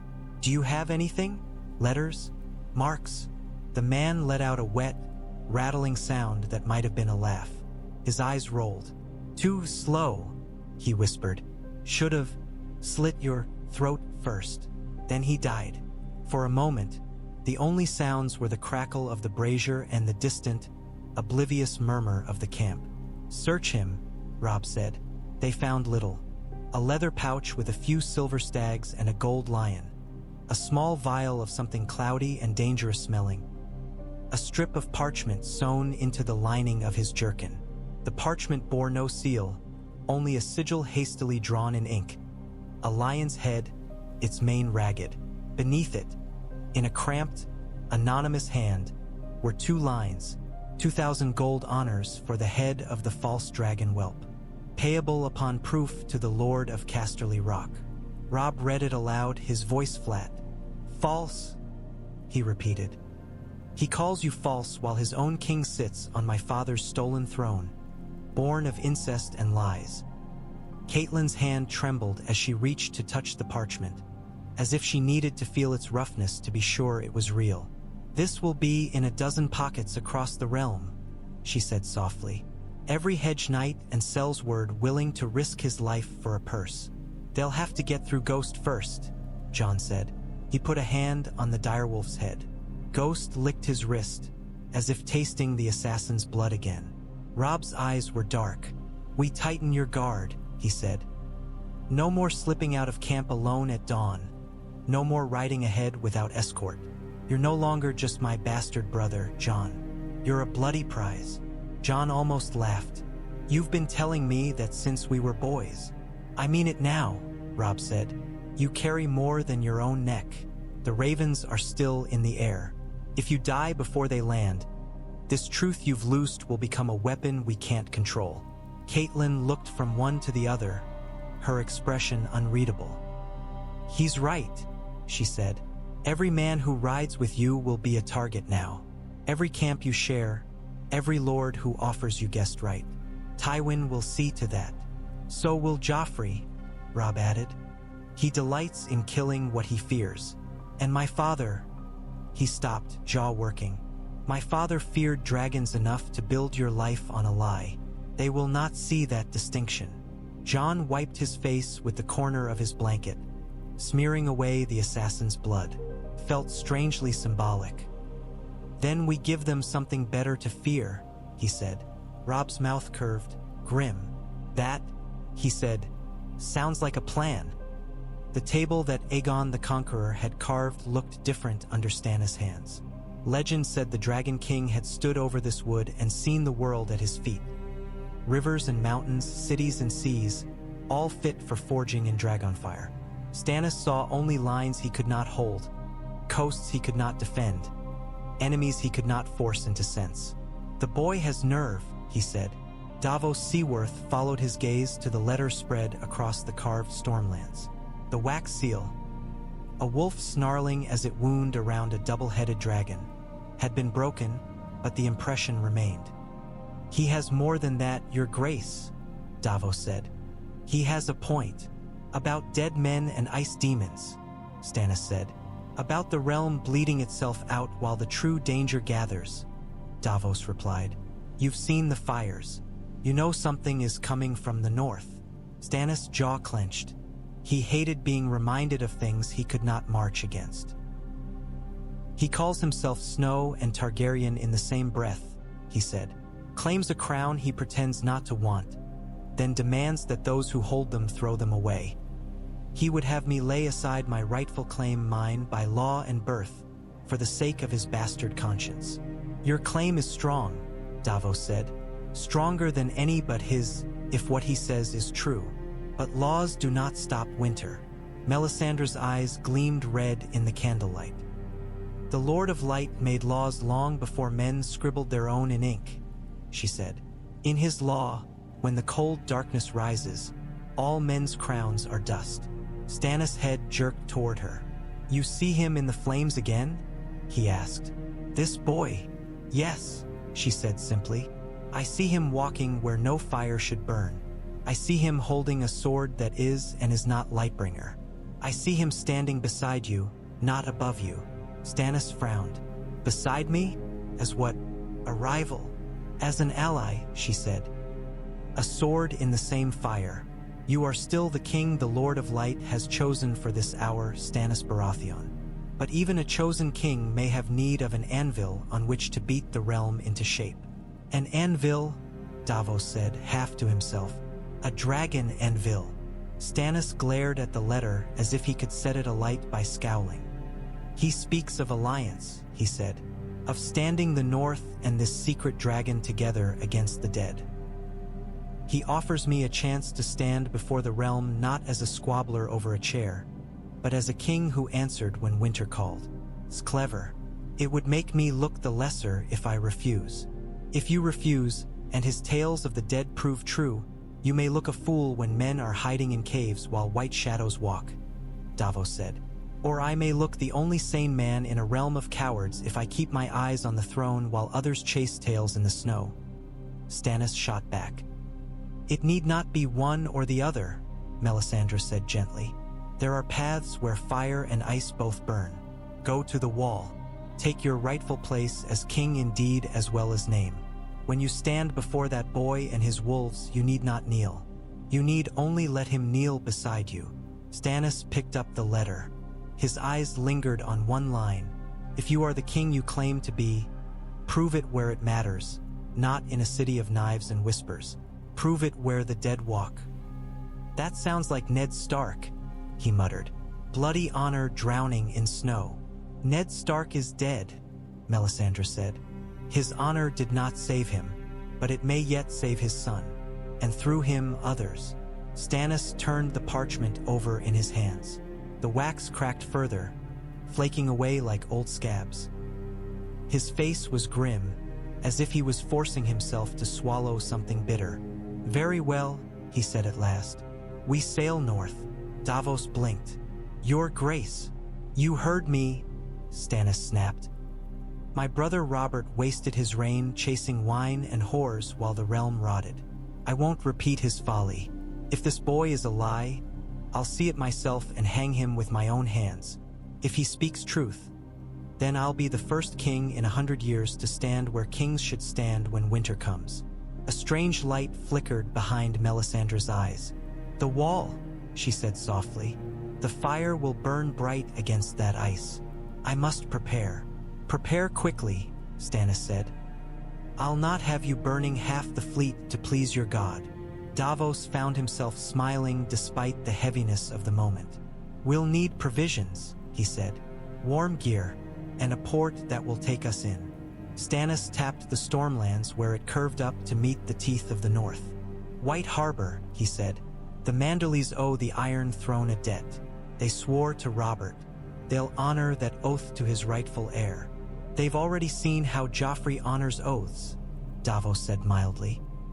They might be more inclined toward the wolf and the dragon's song. Stannis gave him a hard look. If they turn us away, we take their harbor, he said. But they won't. Nestor Manderley is no fool. He knows which way the wind is blowing. He'll want to be the first Southern Lord to claim he saw what winter brought. He crushed the letter in his fist. Ready the fleet, Onion Knight, he said. We sail with the tide. The merman's court smelled of wood smoke and roast fish, of tar and salt dragged in from the docks on men's boots. Lord Wyman Manderley sat his seat like a beached whale in sea-green velvet, chins layered over a thick collar of ermine. His fingers glittered with rings, his cheeks with grease. At first glance, Davos thought him soft, a man more used to feasts than steel. Then he saw the eyes. They were sharp, calculating, moving constantly as if weighing each man who spoke. So, Wyman said, when Davos had finished his tale, Stannis Baratheon himself here. At last we get a king in my hall, and it's the one with the fewest songs. He chuckled, a rumble like distant thunder. Stannis stood beside Davos, stiff and uncompromising in his black and gold. He had refused a chair. His crown sat on his head like a punishment he would not set aside. I am not here for songs, he said. I'm here for ship's passage and loyal men. You swore to Robert Baratheon when he took the throne. I am his rightful heir. You will open your port to me. There was a time, Davos thought, when that alone might have sufficed. But the realm had burned since then. Men had seen kings come and go like storms. Your nephew Robert swore to Robb Stark as well, Lord Wyman said mildly. As did my son. I sent my boy to the young wolf's banners. Haven't had him back yet. His gaze flicked to the wolf dragon letter on the table. Now the Stark pup writes to me with dragon ink, telling me he marches with a Targaryen from the wall. The North remembers many things, Your Grace. Fire is among them. Fire also keeps men alive in winter, Stannis said.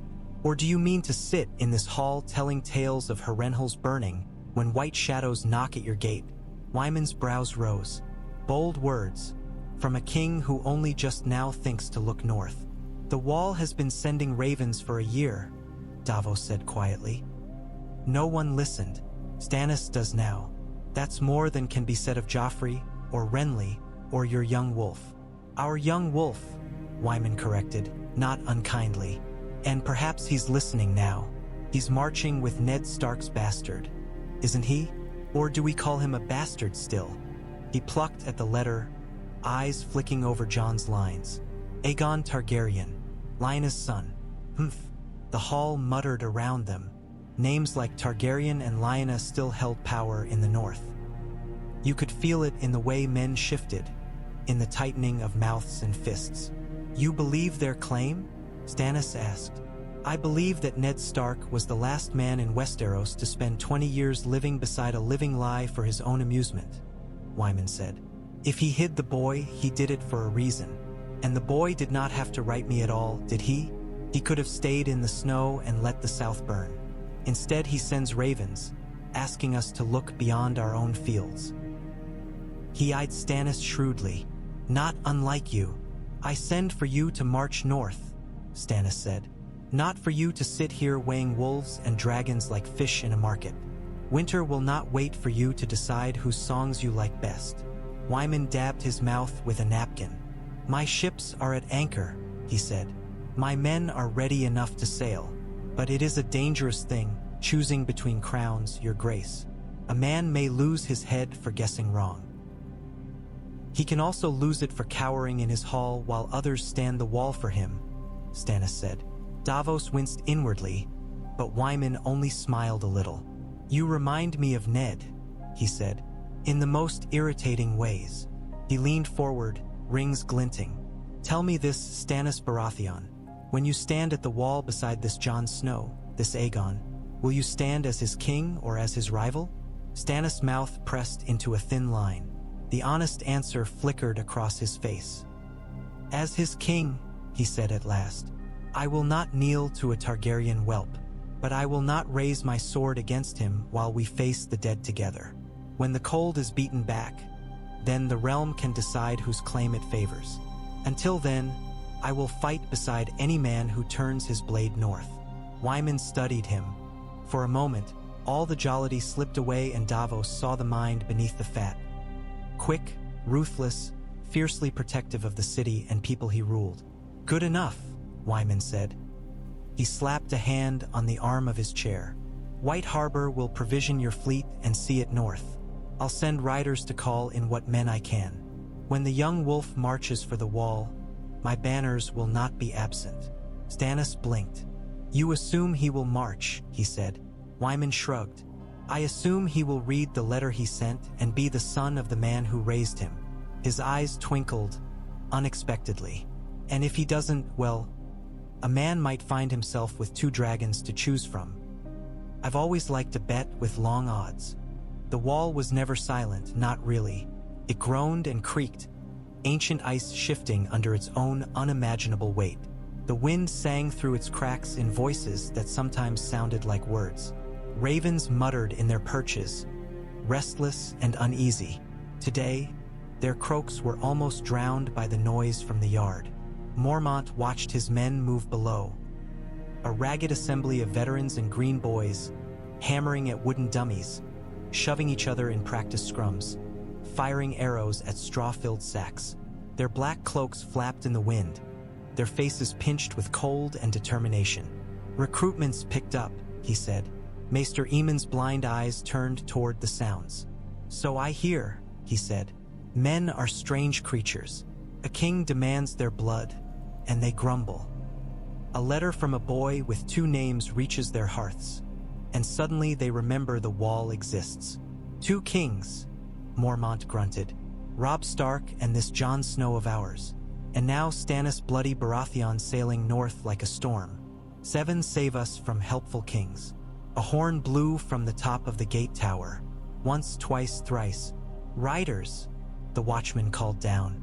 From the south. Mormont's hand went to the axe at his belt. You never knew these days if a rider came bearing help or more trouble. Let's see which it is, he said, starting down the stairs. By the time he reached the yard, snow was falling more thickly. Brothers turned to watch as the gate creaked open and a small party rode in. Black cloaks over northern mail, the dire wolf of Stark stitched over hearts. At their head rode a man with a square face and a half-healed scar along his jaw. Hallis Malin, Mormont said, recognizing Winterfell's steward. You're far from your lord's hall. Winterfell's hall is empty, Malin said grimly, swinging down from his horse. Robb Stark's banners are the hall now, my lord commander. The king in the north bids me bring you this. He passed down a leather satchel. Inside, Mormont found scrolls, each bearing the wolf dragon seal. He unrolled one and read quickly. His brows rose. Well, he said, the boy hasn't been idle. Jon. Samwell Tarly's voice piped up behind him. The fat recruit had a quill tucked behind one ear and ink on his fingers. Is he? He stands beside his brother, Aemon said, touching another scroll as if he could read its words by feel, and calls the realm to the wall. Mormont grunted. A pretty speech, he said. We'll see how many men answer it. More than before, Malin said. The Karstarks and Umbers have already sent ravens saying they'll march when the time comes, whatever grudges they hold. White Harbor is provisioning ships. Even the Blackfish at Riverrun writes that he'll bring what Tully men he can spare. His eyes met Mormont's, and Stannis Baratheon's fleet has been sighted in White Harbor's roadstead. So it's true, Mormont muttered. The realm really is mad enough to bring its crowns north. Sam's eyes were wide. Kings at the wall, he said. Imagine that. I don't have to imagine it, Mormont said irritably. I can feel the headache already. He thrust the scroll into Sam's hands. You and Aemon see that copies go to every outpost, every village rag of a lord between here and the neck. If we're to be host to kings, we'll need more than turnip stew and old oaths. We'll need men who know which end of a spear goes where. Sam swallowed. Yes, my lord. And you, Mormont said to Malin, come with me. I want to hear from your own mouth what those wolf pups are planning. As they walked toward the Lord Commander's tower, snow gathered silently on the ravens' cages. The birds ruffled their feathers and watched with bright, beady eyes. They felt the change in the air, the way every feather prickled with incoming storms. On the wall, some shifts were subtle. This was not one of them. The banners of the marching host were like a forest moving. Gray direwolves foremost, flayed men and merman courts beside mailed fists and sunbursts. Mud sucked at the hooves of horses, splashed up the legs of men. The air smelled of rain about to break. Ahead, on a low rise, a small group of riders waited beneath a banner Jon had not seen before. A stag, crowned, black on gold. Around it, a heart of red flame. Stannis, Robb said. Or his men, Jon said. Gray Wind and Ghost moved side by side as the brothers rode forward. Their white and gray forms a strange mirror. The men around them shifted uneasily, crossing themselves, muttering about omens and prophecies. Dire wolves and burning hearts, wolves and dragons, kings and bastards and things that walked in snow. As they drew closer, Jon saw the riders more clearly. One was a tall, gaunt man with a jaw like an axe blade, wearing a plain crown over simple black and gold plate. Stannis himself. Beside him rode a woman in red silks, her hair the color of fresh spilled blood, her eyes dark and intent. Another man, shorter, broad-shouldered, with balding hair and a salt and pepper beard, wore plain brown wool and a worried look. Your Grace, Robb said, reining in. I did not expect you in the Riverlands. You invited me to the wall, Stannis said. I am on my way there. It seems I chose a route with wolves. Jon studied him. Stannis looked nothing like Robert. There was no easy smile, no boisterous charm, no feigned warmth. He was all hard lines and harder eyes, a man carved from the same stone as Dragonstone's cliffs. And dragons, the Red Woman said softly, looking at Jon. You forgot the dragons, Your Grace. Stannis' gaze flicked to her, then to Jon. Davos shifted in his saddle, offering Jon a small, cautious nod. Jon Snow, Stannis said. Or should I say Aegon? Jon felt the familiar churn in his gut. He glanced at Robb. Jon is what I answer to, he said. Aegon is what the dead might care about if they cared about such things. They don't. Melisandre smiled, slow and amused. The dead care very much about names, she said. But their masters care more. Stannis ignored her. You claim to be Rhaegar's son, he said bluntly. Prove it. Robb stiffened. He's my father's son, he said. Ned Stark's. That's proof enough for the North. It isn't for the realm, Stannis said. Ned's word is worth much, but he is conveniently dead. If I'm to risk my men's lives and my claim on the Iron Throne for the sake of a dragon whelp, I'll not do it on faith alone. Jon met his gaze. It was like looking into a forge. Heat-banked, dangerous. You got my letter, he said. You've seen Maester Aemon's testimony, the records from Dorne, Lord Reed's oath. If your mind isn't settled by that, no scrap of parchment I wave under your nose here will change it. Perhaps not, Stannis agreed, but I wanted to see you with my own eyes. He studied Jon's face, his hair, his stance, as if he could divine truth from bone shape and posture. You don't look like a dragon. Good, Jon said. The last few did the realm no favors. Davos snorted before he could stop himself. Melisandre's eyes sharpened. You look like a Stark, she said, yet fire moves in your shadow. Jon's hand drifted down to Ghost's head. I am a Stark, he said, and something else. I didn't ask for it, but neither did I ask for dead men to rise in the snow. Both are true, whether I like them or not. Robb leaned forward in his saddle. You came north, he said. That puts you ahead of every other southern king. Will you ride with us, Stannis? Stand at the wall together? Or are you just here to measure the boy for a coffin? Stannis' jaw ticked. If I wanted him dead, I'd have sent knives, not my best ship and my few loyal men, he said. The Lannisters will be doing that work for both of us already. So you've seen their bounty? Jon asked. Stannis grunted. I've seen what Tywin thinks of dragons when they're in swaddling clothes. I can guess his thoughts now. He'll want your head on a spike beside your father's before your ravens reach half the castles you sent them to. Then we'd best reach the wall before he reaches us, Jon said, with as many swords as we can gather. Melisandre nudged her horse forward a little, her gaze never leaving Jon. You have seen them, she said. The others. Jon resisted the urge to look away. I've seen dead men, he said, and things that walked in armor of ice. Swords that froze steel and flesh alike. Eyes like blue fire. If those are the others of old Nan's tales, then yes, I've seen them.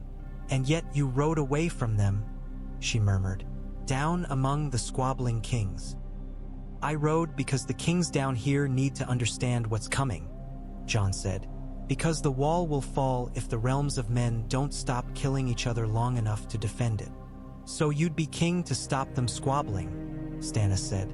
I'd be a soldier to stop them squabbling, Jon said. If my name helps, I'll wear it. If the crown hinders, I'll throw it in the snow myself. Let the realm decide after winter which tales it wants to tell. Stannis' brow furrowed, as if the very thought offended his sense of order. You can't simply set aside a claim like a cloak you find inconvenient, he said. Your brother did, Davos murmured, whenever it suited him. Stannis gave him a look that could have split stone, but the Onion Knight bore it with accustomed stoicism. Melisandre's eyes gleamed. You speak like a man who does not know he is the hinge on which the door swings, she said to Jon. The Lord of Light has shown me your face and Stannis in the same flames. Ice and fire standing together or falling together. There is no third path. Jon's skin prickled. I've had enough of prophecies, he said. The last ones ended with my father's head on a spike. Your father's head ended on a spike, Stannis said, because he tried to be honest in a city that breeds liars. Don't confuse cause and effect. He looked at Robb. You meant what you wrote? About alliance? Yes, Robb said. I won't kneel to a southern throne, but I'll stand beside any king who comes to the wall to fight the dead. You want my swords against the Lannisters after that, we can talk. You want them now? He shook his head. I won't ride south again while ghosts walk in the north.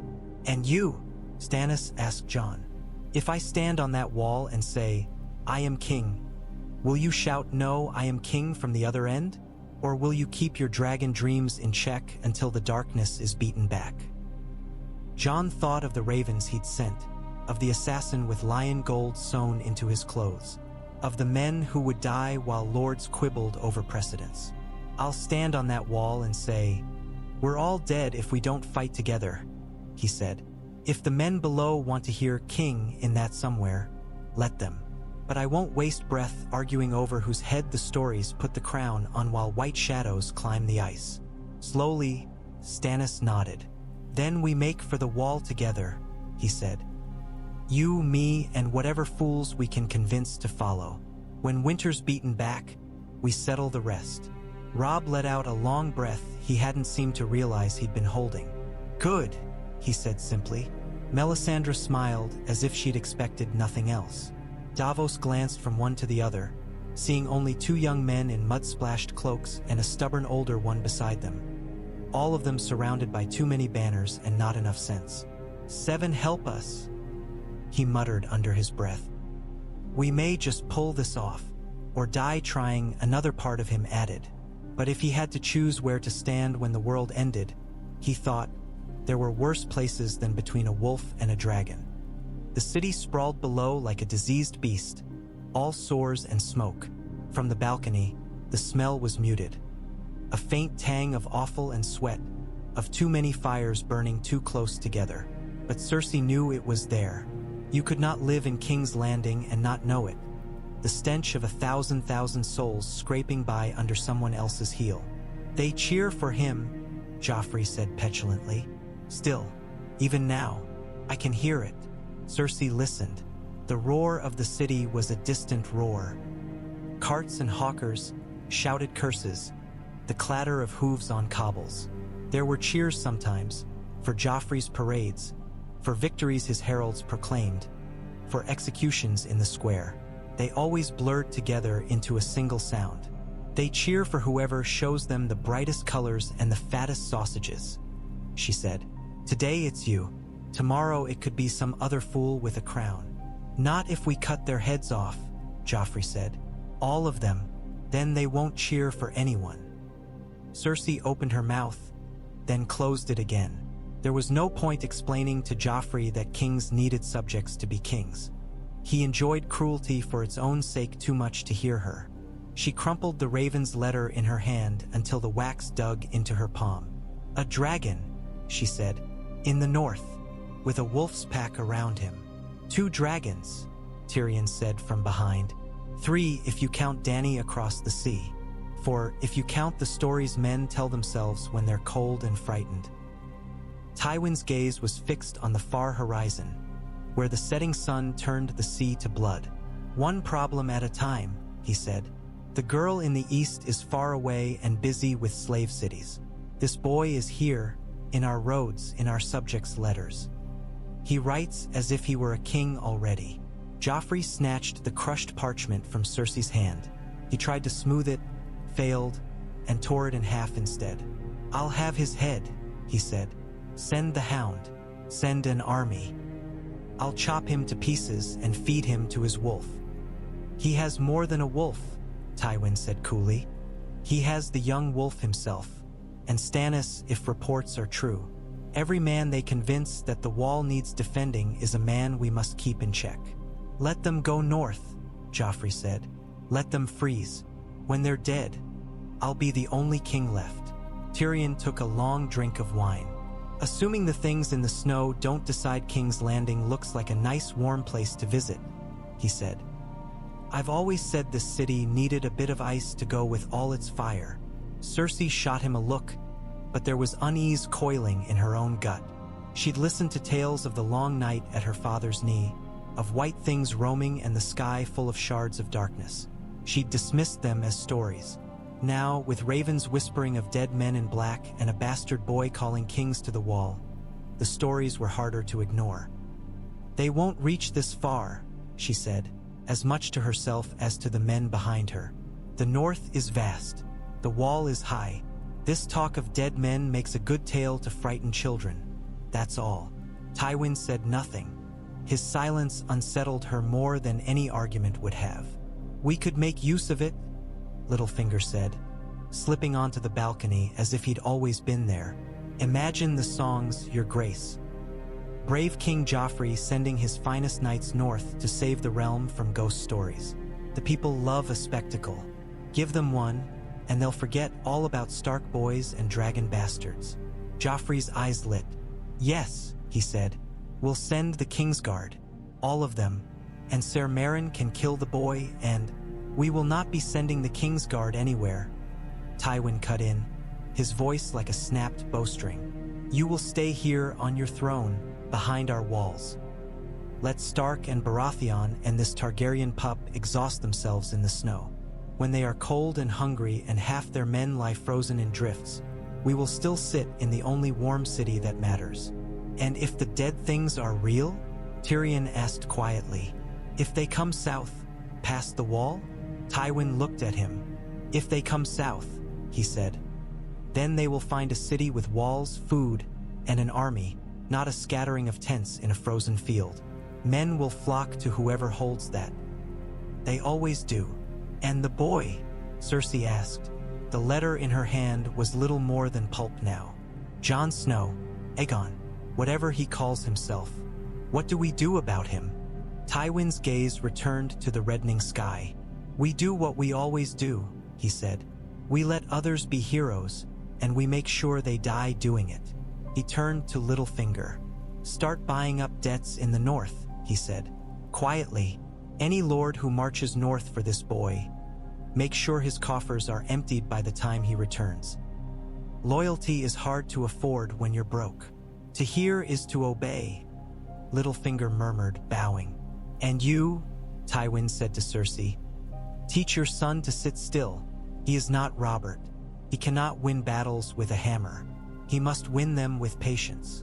Joffrey scowled. I hate patience, he said. Yes, Tywin said. We've all noticed. Cersei watched the sun sink into the sea and imagined. For a moment, a wall of ice somewhere far to the north.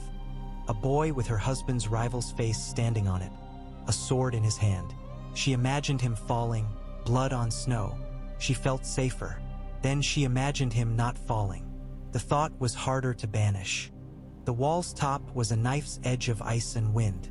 Snow whipped sideways, stinging any exposed skin. The sky was a low gray lid. Below, the world fell away in a sheer drop of white and blue. The haunted forest stretched beyond, a vast dark mass, its snow-dusted canopy hiding whatever moved within. Jon walked the narrow, crunchy path with his cloak wrapped tight, his breath pluming in the cold. The wind tried to push him sideways toward the drop. Ghost moved at his side, unbothered by the height, paws sure on the treacherous surface. Robb walked on Jon's other side, cheeks red, hair whipped back by the wind. He wore stark furs over black mail, a king's cloak over a brother's shoulders. Stannis strode beside him, his steps measured, as if he refused to acknowledge the wall's attempt to knock him down.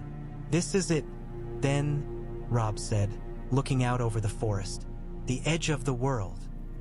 Jon thought of the other he'd seen in the snow, of cold so deep it seemed to seep into bone. The edge of what we know, he said. The world goes on. For now. Below, at the wall's base, the camp sprawled like a great black and gray beast. Tents and pavilions, crude wooden palisades, cook fires sending up smoke. Banners snapped in the northern wind. Direwolves, burning hearts, mermen, stags, sunbursts. There were even a few strange southern colors. Manderly tridents, a scattering of Stormland sigils. Men moved like ants between the tents. The air carried faint echoes. Shouted orders, clatter of pots, the distant ring of hammers on spearheads. More were arriving every day. Not enough. It would never be enough. You did this, Robb said quietly. Your letter. We did this, Jon corrected. If the North hadn't answered, if you hadn't, my letter would have been just another scrap of paper under some lord's wine cup. Stannis snorted. Enough mutual admiration, he said. We're not here to congratulate ourselves on building a bigger target. We're here to discuss how we don't get killed. Melisandre's red cloak flared behind them like a tongue of flame. You cannot hope not to die, she said. Not in the long run. No man can. You can only choose how you do it. I prefer later, Robb said dryly, with as many dead enemies around me as possible. That is a beginning, Melisandre said. They reached the northernmost edge, where the ice dropped sheer into nothing. The wind was a living thing here, lashing cloaks and tearing at words. Jon looked out over the forest. Somewhere out there, he knew they were moving. Scouts report more dead things near the fist of the first men. Mormont had said that morning. We send men out, half don't come back. The half that do don't sleep without screaming. How many? Jon had asked. Enough, Mormont had said. Enough that we can't pretend they're a story anymore. Now, standing on the wall with King on one side and King on the other, Jon let himself feel the weight of what lay ahead. He saw lines of men shoulder to shoulder on the ice. He saw wildlings and Northmen gritting their teeth beside southern knights who had never seen real snow. He saw arrows hissing into the darkness, shattering on ice armor. He saw ghosts leaping at pale things that did not bleed. He saw a sword in his own hand, red fire licking along its edge, though no one had set it alight. He did not know if that was memory of Melisandre's words or some shadow of things yet to come. Robb leaned on the wall, squinting into the distance. "Do you ever think," he said, "that all of this," he gestured south, toward the invisible cities and seats of lords, "was a distraction? That this was always where we were meant to end up?" Jon thought of Lyanna's blood on stone, of Rhaegar's rubies in the trident, of Ned's quiet lies in Winterfell's halls, of kings and banners and thrones built from swords, of all the lives that had been twisted, broken, ended, to bring wolf and dragon and stag to this narrow path of ice. "Yes," he said simply. Stannis' jaw clenched. "I didn't fight Robert's wars to end up dying on a frozen wall," he said. "But if that's what's needed, I'll do it. I won't have it said that when winter came, Stannis Baratheon stayed in his castle counting coppers." "You may have to learn a different kind of counting," Jon said. "Not coppers, bodies." "I've counted those," Stannis said, "all my life. I'm very good at it." Melisandre's gaze was on Jon. He could feel it like warmth on his cheek. "You were born for this," she said. "Not King's Landing, not some chair of swords. Here, between fire and ice." "I was born in a tower in Dorne," Jon said. "I grew up in Winterfell. I took vows on this wall. I've had enough of people telling me what I was born for." "Then decide for yourself," she said softly. "That is all the Lord of Light ever asks. That you choose." Robb's hand brushed Jon's arm. "Whatever comes," he said, "we meet it together. Wolf and dragon. And stag," Stannis said. "Don't forget the stag. I've no intention of being written out of the story." A grim smile tugged at Jon's mouth. "No," he said. "I don't think anyone ever will." Below in the camp, a horn blew. Once, twice, thrice. Men turned. Banners shifted. The sound rolled up the wall like the first note of some great, terrible song. The dead were coming. And Jon Snow, Aegon Targaryen, stood on the wall between a wolf and a king, a red woman and a white wolf, and felt, for the first time, not just the weight of his name, but the strange, terrible rightness of it. Wolf and dragon. Fire and ice. The realm had spent a generation bleeding over which of those should rule. Now they would learn, together, whether either could save them. The horn's third blast still hung in the air when Jon ducked into the command tent, Ghost slipping like a white shadow at his heels. The space seethed with voices. Captains and lords crowded around the map table. Black cloaks pressed against fur-lined mantles, steel and leather and wool jostling together. The air was thick with breath and smoke, with the smell of damp canvas and oiled metal. "They've never come so close in daylight," Mormont was saying, his hands planted on either side of the map. 3 blasts in the morning, 7 hells. "Dark enough out there," grumbled the great Jon. "Feels more like night than day." Stannis stood rigid at the far side of the table, jack of black and gold immaculate despite the mud on his boots. His jaw worked as if he were chewing something tough and ill-flavored. Robb leaned over the map, curls damp from the snow, one fist clenched on the carved representation of the wall. "Scouts?" Jon asked. "Ranger party from the Shadow Tower sent a rider ahead," Mormont said. "The rest are falling back. They saw movement in the trees all night. Blue lights, dead men walking. They report shapes." bigger than men. Giants, Jon thought, or something worse. And numbers, Stannis demanded. Enough they didn't try to count, Mormont said. Enough that hardened rangers turned their horses and ran. Melisandre stood half in shadow, her red silks a streak of living flame among black and gray. "The tide rises," she murmured. "The night is testing your walls. It will come in full soon enough." "Soon enough seems to be this morning," Robb said sharply. "We always knew they'd come. What we need now is to decide where we bleed." Jon slid in beside him and looked down at the map. They'd marked the wall's length with a strip of carved ice. At its midpoint was Castle Black, a cluster of wooden pegs and a small stone square. South of it sprawled their camp, an untidy scatter of tents and carts.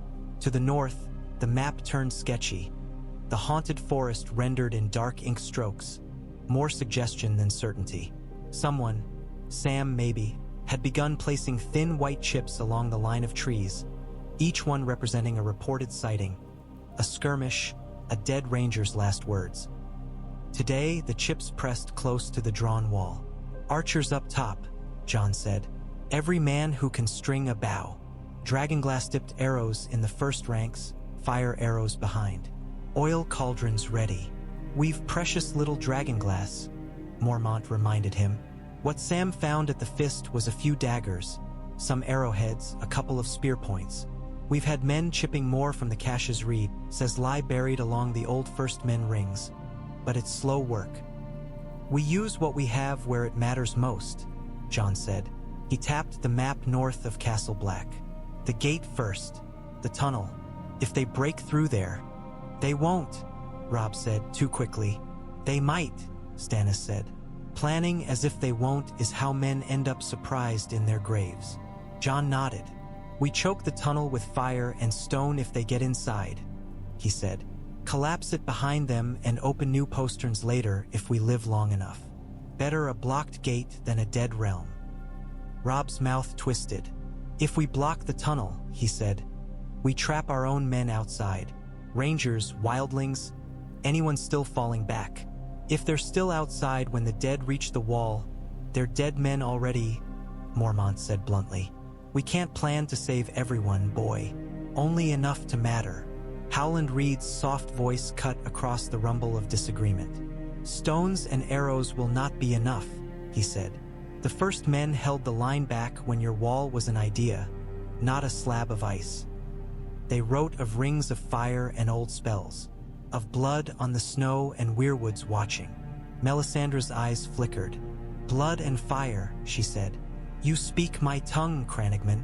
Not your gods," Reed replied, unruffled. "The old gods remember other laws." "Use all of them," Jon said. "Old and new. We'll have fires along the ditch line, dragonglass at the choke points, men with steel in between. Maester Aemon said they're not invincible. They can be broken. We do it once, and the rest of the realm will have to see they're more than a story." "And if it breaks us first?" one of the Karstark men asked from the back. "Then it won't matter whose banner you swore to," Jon said, "or what name you spat when I raised mine." The man looked away.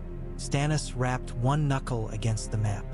"We put disciplined men in the first ranks," he said. "Not green boys. My knights, your best Northmen. The wildlings can harry the flanks with their damned spears and axes. They're used to the cold." The word wildlings hung in the air like a breath that had not yet frozen. Robb glanced at Jon. "If they come," he said. "They'll come," Jon said. "If I can bring them." Mormont grunted. "You think Mance raiders waiting in the trees for an invitation? Very polite, these king beyond the wall types. He wants his people south of the wall, away from what's chasing them," Jon said. "That hasn't changed. What's changed is what waits on the south side. And whether we greet them with arrows or open arms." "Open arms," Robb echoed skeptically.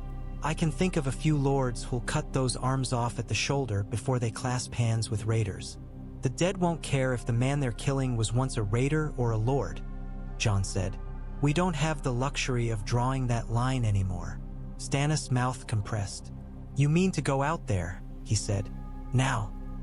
With the others within sight of the trees. Yes, Jon said. That's madness. The great Jon barked. They'll skin you for your cloak and eat your wolf. They won't, Jon said. Not if I go with the only thing Mance has never seen in his lifetime. And what's that? Stannis demanded. Jon met his eyes. A dragon asking for terms. They went out with only a handful. Jon chose the men himself. It was the only way Mormont would agree, the only way to avoid a diplomatic mission disguised as an invasion.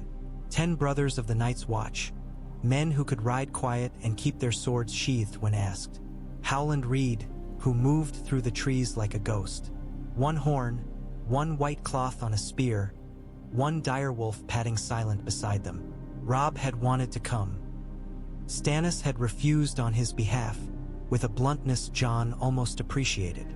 Kings don't ride into other kings' meetings unasked, Stannis had said. They make other men do it for them. That's why they're kings. You came to us, Robb had pointed out. I came to look you in the eye, Stannis said. Now I've done that, I won't risk having my throat cut in a snowbank before the true war starts. If this Mance will talk, let him talk to the boy he's never heard of. So Jon rode out under the wall's shadow, the gate groaning shut behind him like the closing of some vast mouth. The forest loomed ahead, trunks black against the snow, branches clawing at the gray sky. He felt the eyes on him before he saw a soul. Wildling watchers, tucked into trees and hollows, hands on knives and bowstrings. Ghost's ears twitched. His nose tilted into the wind. Jon kept his hands visible on the reins, cloak thrown back so they could see his black. When the first arrow thunked into a tree trunk 3 feet from his head, he did not flinch. A horn sounded deeper in the trees, low and mournful. Shadows detached themselves from the boles of pines and moved closer. Lean men and women in furs and hides, bone necklaces rattling, steel scavenged from forgotten battlefields glinting at belts. A giant stepped into view behind them, towering over the men. His beard was a tangled mat of icicles. His small eyes glittered warily. Southron crows, someone spat. Come to peck the last scraps off our bones? We came to talk, Jon said. We flew a white flag. You fly a lot of things, Crow, another voice said. Words mostly. Then Mance Rayder stepped into the clearing. He was not much to look at first glance. A man of middling height, with graying hair and a patchy beard, wrapped in a worn cloak sewn of half a dozen different furs. No crown, unless one counted the leather circlet at his brow. But his eyes were sharp, and the way the others angled themselves around him told Jon all he needed to know about where the real strength lay. You've grown some since last I saw you, Mance said. Castle Black's bastard. Isn't that it? The one with the wolf pup that thought it was a man. Jon Snow, Jon said. Aye. Mance's gaze flicked to Ghost, who bared his teeth in a silent snarl. Not a pup anymore, Mance observed. Nor you. Jon swung down from his saddle, landing lightly despite the snow. He left his sword at his hip, his hands empty. You came to Winterfell once, he said, as a bard. I remember a song about a girl and a peddler. Mance's mouth curved. Most lords only remember the ones about themselves, he said. What brings you out here without your wolf pack, Snow? I thought crows liked to huddle together. Jon took a breath. The forest air was cold and sharp in his lungs. I came because the dead are behind you, he said, and the wall is in front of you, and because the time for pretending we're enemies is done. A murmur went through the wildlings. Spears angled a little lower. The giant snorted, white breath hissing from his nostrils. We know what's behind us, Mance said. We've been running from it for years. We asked your lot for a place on the right side of that wall before, as I recall. Your answer was arrows and steel. I wasn't Lord Commander then, Jon said, and there wasn't a dragon at his back. Mance's eyes narrowed. I see a direwolf, boy. I don't see any dragons. You wouldn't, Howland Reed said softly. He stepped forward, bareheaded despite the cold, green eyes bright. Not unless you saw the blood. Mance cocked his head. You're no crow. No, Reed said. Only a man who's walked beside a dragon once. I know the smell of its shadow. Mance studied him for a long moment, then looked back at Jon. You're making less sense than a drunk then, he said. Speak plain, Snow. They stood amid standing stones half buried in snow, stones older than houses, older than castles. Jon could feel the weight of them, the oldness that clung to them like moss. Fine, he thought. Plain. My name is Jon Snow, he said. Bastard of Winterfell, sworn brother of the Night's Watch. It's also Aegon Targaryen, son of Rhaegar and Lyanna. My father hid it. My uncle raised me. The truth is out now, whether I like it or not. The forest seemed to still. Even the wind dropped for a heartbeat. Then Mance laughed. It was a short, rusty sound, not entirely mirthless. Of course it is, he said. Some days I think the gods get bored and pour all the tales they ever told into one man, just to see what happens. You expect me to bow to that? No, Jon said. I expect you to listen when I say this. If my name can open gates that would stay shut to you, if it can scare southern lords into marching north instead of sending more heads to the wall on spikes, I'd be a coward not to use it. I'm not asking you to love dragons. I'm asking you if you'd rather freeze as proud free folk, or fight as free men beside men you hate and live. A tall, raw-boned woman with a long axe snorted. He talks like Steer trying to talk his way out of paying a debt, she said. Only prettier. Shut your mouth, rattleshirt, Mance said mildly, without looking at her. That's not, she began, then bit it off when he glanced her way. Jon filed that away. The wildlings were not as loose as they liked to pretend. Mance turned back to Jon. You talk like a crow who's read too many old stories, he said. Ice demons and dragon kings and princes that were promised. I've heard them all. But I've also seen men die with their guts in their hands because your lords wanted a bigger share of some bloody river. Why should I trust you not to turn on us the moment the dead are pushed back? Because you'll be on our side of the wall, Jon said. And because what's coming won't be pushed back in one battle. Or 10. This won't be a raid we hit twice and laugh about. This is a war that doesn't end until we're all dead or they are. There'll be no one left to betray if we lose. Mance looked past Jon, toward the distant shape of the wall. Its pale mass loomed through the trees, impossibly high, impossibly thin. What are you offering? He asked. Places in the line, Jon said.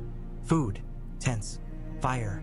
We'll put your spearwives beside our archers, your giants where their strength can break bones that don't know they're broken yet.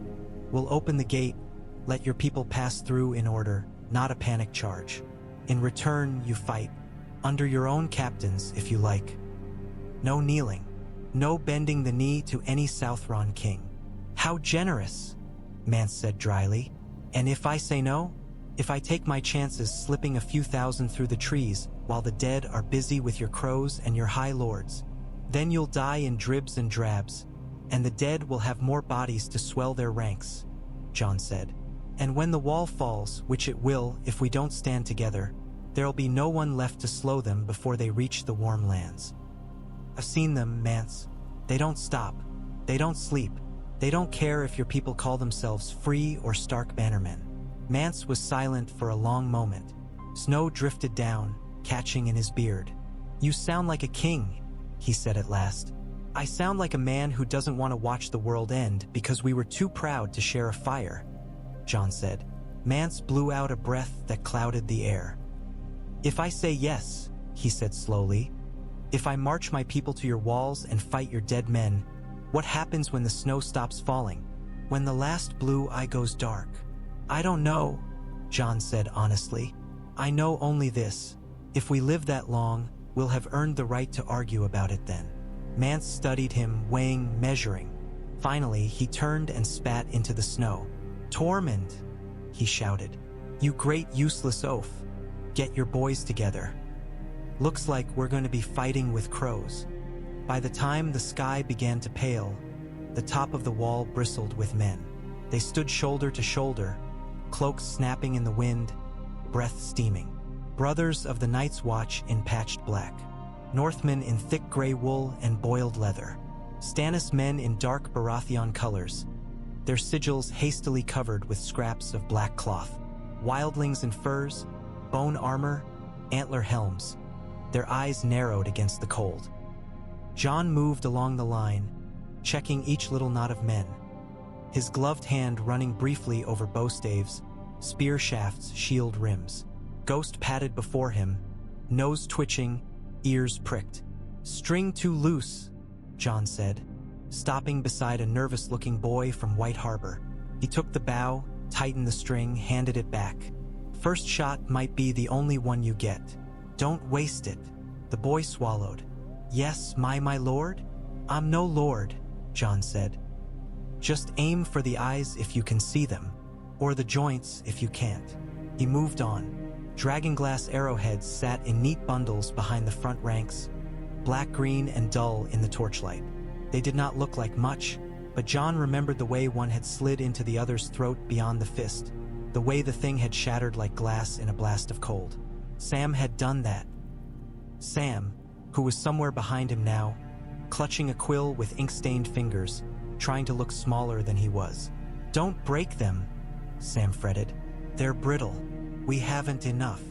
"We'll try not to," Jon said gently. "You stay near the stairs. If anything happens to Mormont, you run to Maester Aemon and tell him. He'll know who to send for next." Sam's eyes went wider. "Anything happens?" Jon clapped him on the shoulder. "You'll be fine," he lied. "Just don't fall off the wall." He left Sam peering anxiously over the parapet and moved on. Near the center, where the wall's thickness allowed for a broader walkway, a strange cluster had formed. Wildling spearwives beside Karstark men, Manderly archers beside a knot of bearded thens. A giant sat hunched near the parapet, massive crossbow cradled in his arms like a toy. The bolt he held was as long as a man. "You sure that thing won't bring the whole bloody wall down?" the great Jon asked, eyeing it. "If it does, we'll have bigger worries than you getting your feet cold," Jon said. Robb stood a little way off with Grey Wind and Ghost circling each other warily. He wore no crown, only a battered helm, his furs dark with frost. When Jon joined him, he exhaled a cloud of mist. "I never thought I'd see this," Robb said quietly.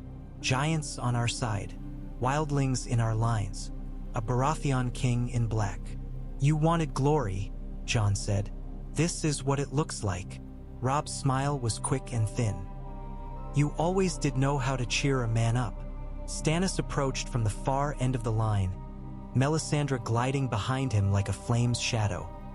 He wore a heavy fur cloak over his armor, but his face was bare, the wind carving lines into it. "Signal fires are ready," he said. "When they come into range, we light the ditch." Jon looked over the parapet. Below, at the wall's base, they had dug a rough trench in a horseshoe shape, open toward the south, filled with brush, pitch, and barrels of oil. Wildfire had been whispered of, but there was none to be had this far north, and Jon was not sure he trusted it even if there had been. Ordinary fire would have to do. Beyond the ditch, the world became a flat white expanse for 100 yards, the cleared killing field. Beyond that, the forest. It was darker there than it should have been, even at dawn. Mance's people moved like shadows at the far edge of the killing field, disappearing into the trees. They would serve as a trip line, harrying and falling back, aimed not at killing but at buying time. Jon's fingers tightened on the edge of the ice. "We hold the top," he said, "no matter what. If they get onto the wall in force." "They won't," Stannis said, with the same stubborn certainty he'd brought to every council. "I won't allow it." "Winter won't care what you allow," Jon said. "But it's a nice thought." Melisandre moved closer to the parapet, her eyes half-lidded. The wind tugged at her hair, snatching red strands free. "They are near," she said softly. "I feel the cold in my bones." "That would be the wall," Robb muttered. "No," she said. "This is a different cold." The horn blew once, twice, 3 times. The sound vibrated through the ice beneath their boots, up through their bones, through the teeth in their skulls. Men shifted nervously. Someone muttered a prayer. Another spat for luck. Steady, Mormont's voice boomed along the line. They bleed. You saw the proof. They break. You saw the proof. They're not gods, they're not ghosts. They're just another thing we kill. Just colder, someone said. First rank, Jon shouted. Knock arrows. The faint skirl of bowstrings answered him. He looked again, straining his eyes. First, he saw nothing. Then he realized the dark at the forest's edge was moving. It was like watching snow decide to kill you. They came in a white mass, spilling from between the trees, clambering over roots and rocks and each other. From this height, the individual bodies blurred into a single crawling thing, a tide of pale forms. Only the eyes stood out. Pinpricks of blue scattered through the swarm. Among them, darker shapes stumbled. Old armor clanking, torn banners trailing. A naked arm here, a patched cloak there. Some had no arms at all, no jaws, no eyes. They walked anyway, whites, hundreds, no thousands. Behind them moved other figures. Taller, slender, almost delicate in the way icicles were delicate. Their armor was a pale, translucent blue, edges sharp as razors. Spears of crystal gleamed in their hands. Where they stepped, the snow seemed to harden. There, Jon said, white walkers. An arrow hissed past his ear. He turned in time to see a wildling loosing another, his teeth bared. Save your dragonglass for when they're closer, Jon snapped. You're more likely to hit a tree from here. The wildling spat a curse but lowered his bow. Below, Mance's skirmishers fell back in knots, tossing torches and clay pots filled with oil. Flames flared briefly where they broke, setting some of the dead alight, but the whites behind clambered over their burning fellows without slowing. A giant, Jon thought it was 1-1, though it was hard to tell from this height, hauled up a boulder the size of a horse from a pile of stones and hurled it into the mass. It crashed through flesh and bone alike, shattering bodies, sending limbs spinning through the air. For a heartbeat, there was a gap in the tide. Then it filled again. Fire! Mormont roared. Light the bloody ditch! Torches flew from the wall, trailing sparks. Men at ground level thrust brands into soaked brush. A moment later, yellow-orange rose in a rough, uneven line, flames licking up, smoke coiling. The front line of whites hit the fire and kept going. They toppled into the ditch, bodies hissing as the flames caught them. Burned meat stink rose even to the wall. Some managed to climb the far side before their limbs gave out, collapsing into thrashing heaps. Those behind walked over them. More fell. More came. Archers! Jon shouted, raising his arm. The dragonglass arrows glinted darkly against the pale. Aim for the walkers. First rank, loose, the bowstrings sang. A dark cloud of arrows arced out over the killing field, whipping downward. From this height, Jon couldn't track individual points, but he saw a walker near the front jerk as one struck its shoulder, glass puncturing ice. For an instant, its blue eyes flared brighter. Then its arm shattered at the joint.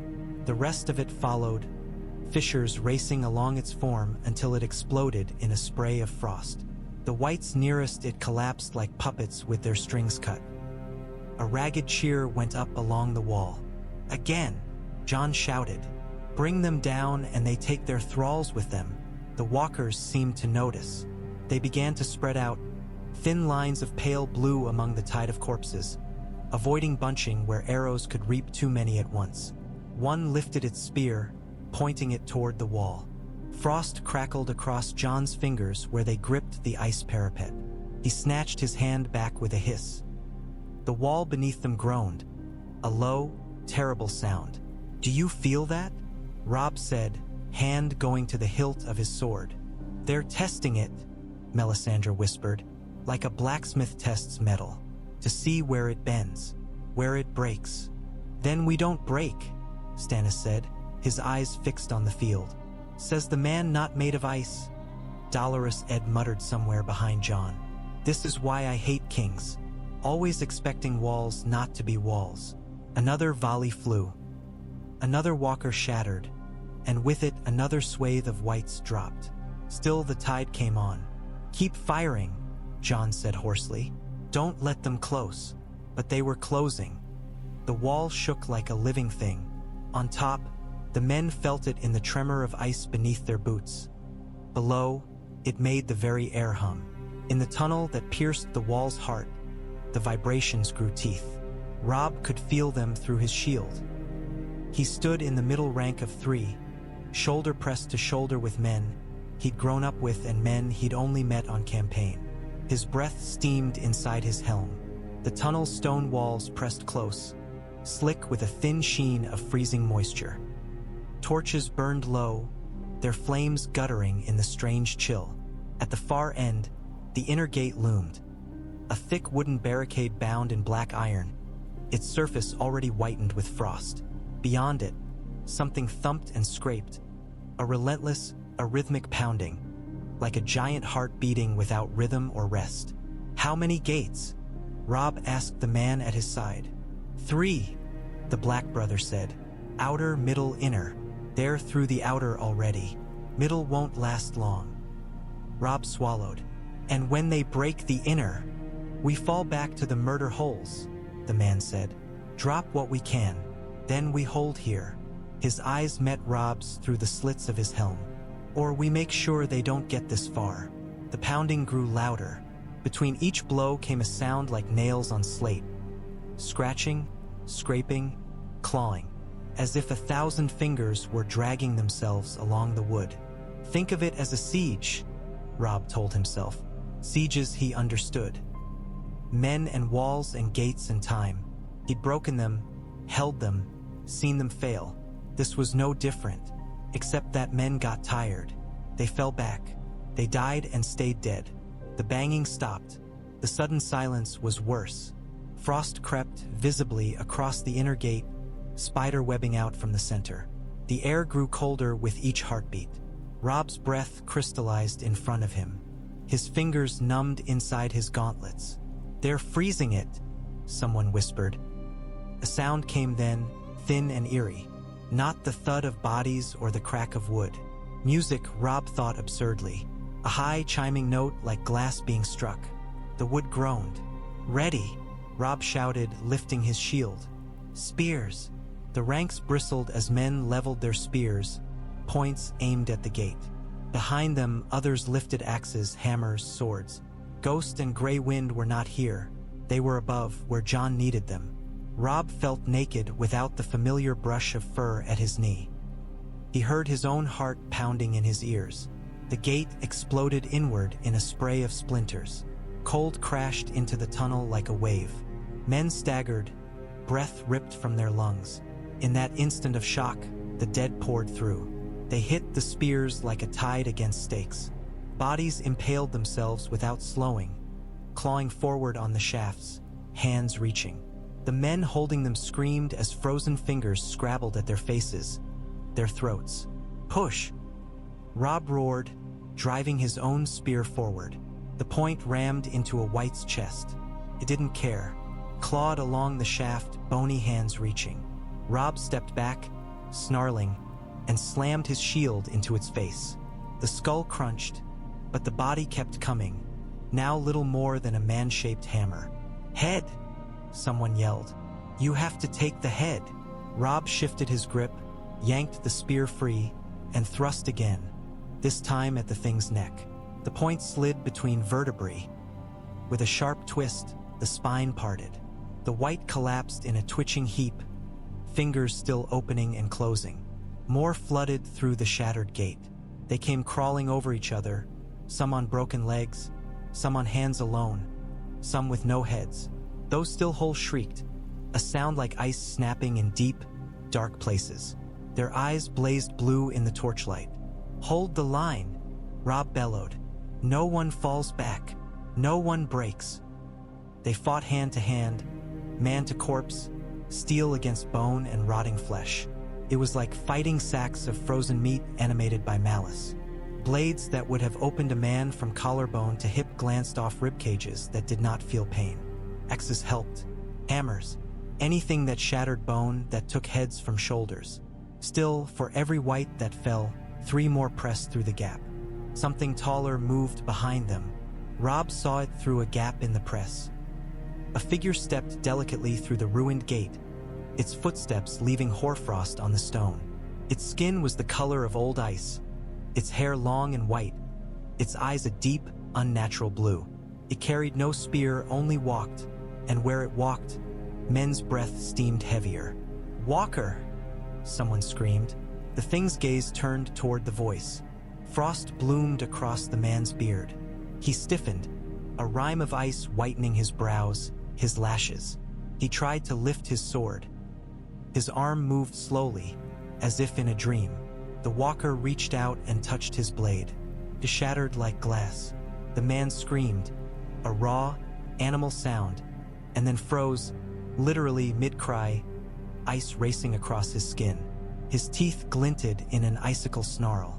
A heartbeat later, he fell, his body breaking into a dozen glittering pieces. The line wavered. Robb stepped forward. "For Winterfell," he roared, voice cracking in the cold. "For the North." He didn't know if he was shouting at the men or the dead. It didn't matter. He drove himself toward the walker, shield up, sword low. The thing's gaze flicked to him, curious, almost amused. The air between them tightened, like a bowstring drawn to breaking. The storm came with them. Snow thickened until the world shrank to a circle of a few yards. Men vanished and reappeared in the white, their outlines blurred. The killing field below became an indistinct mass of moving pale and shadow. Only the blue eyes shone clear, bobbing and weaving through the swirl. "Can't see a bloody thing," the great Jon roared. "Might as well be shooting at ghosts." "They might like that," Dolorous Ed said. "Give them a sense of continuity." "Shut up and keep firing," Jon snapped. Another spear of ice whistled upward. They'd seen the first one too late. A flicker of movement in the storm, a streak of pale that struck the great ballista near the wall's center. The impact had been like thunder. The machine had shattered, its wooden frame exploding. Men around it tossed like rag dolls. The spear had kept going, embedding itself in the ice and shedding frost. Now 2 walkers emerged from the blur below, walking side by side. They did not hurry. They never hurried. Their steps were precise, measured. They moved like men strolling through a garden, unconcerned with the chaos around them. "Those," Jon said, "have to die." He grabbed one of the dragonglass-tipped spears they'd hoarded near the stair and vaulted onto the low platform where the remaining heavy crossbows stood. The crew gaped at him. "Load this onto that," he snapped, thrusting the spear toward them. "Now."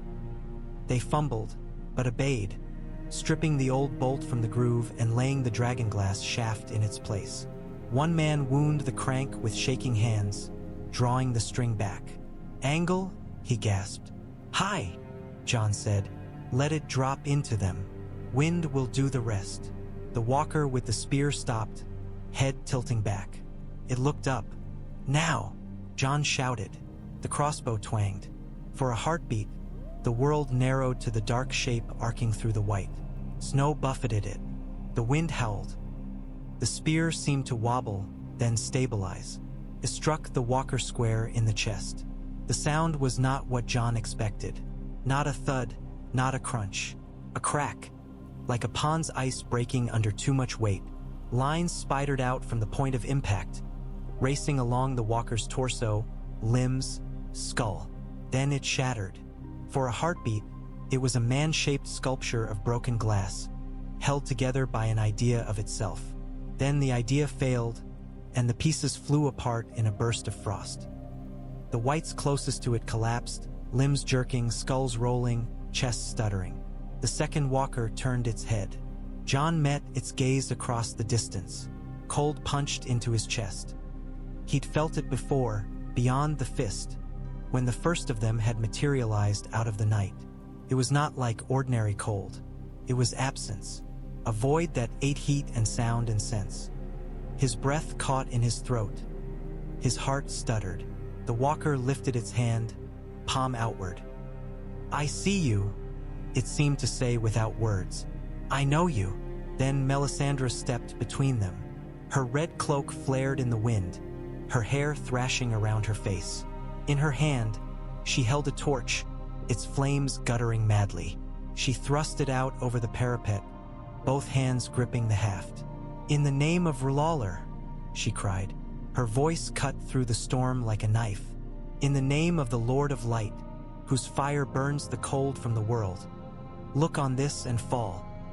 For an instant, nothing changed. Then the torch flared.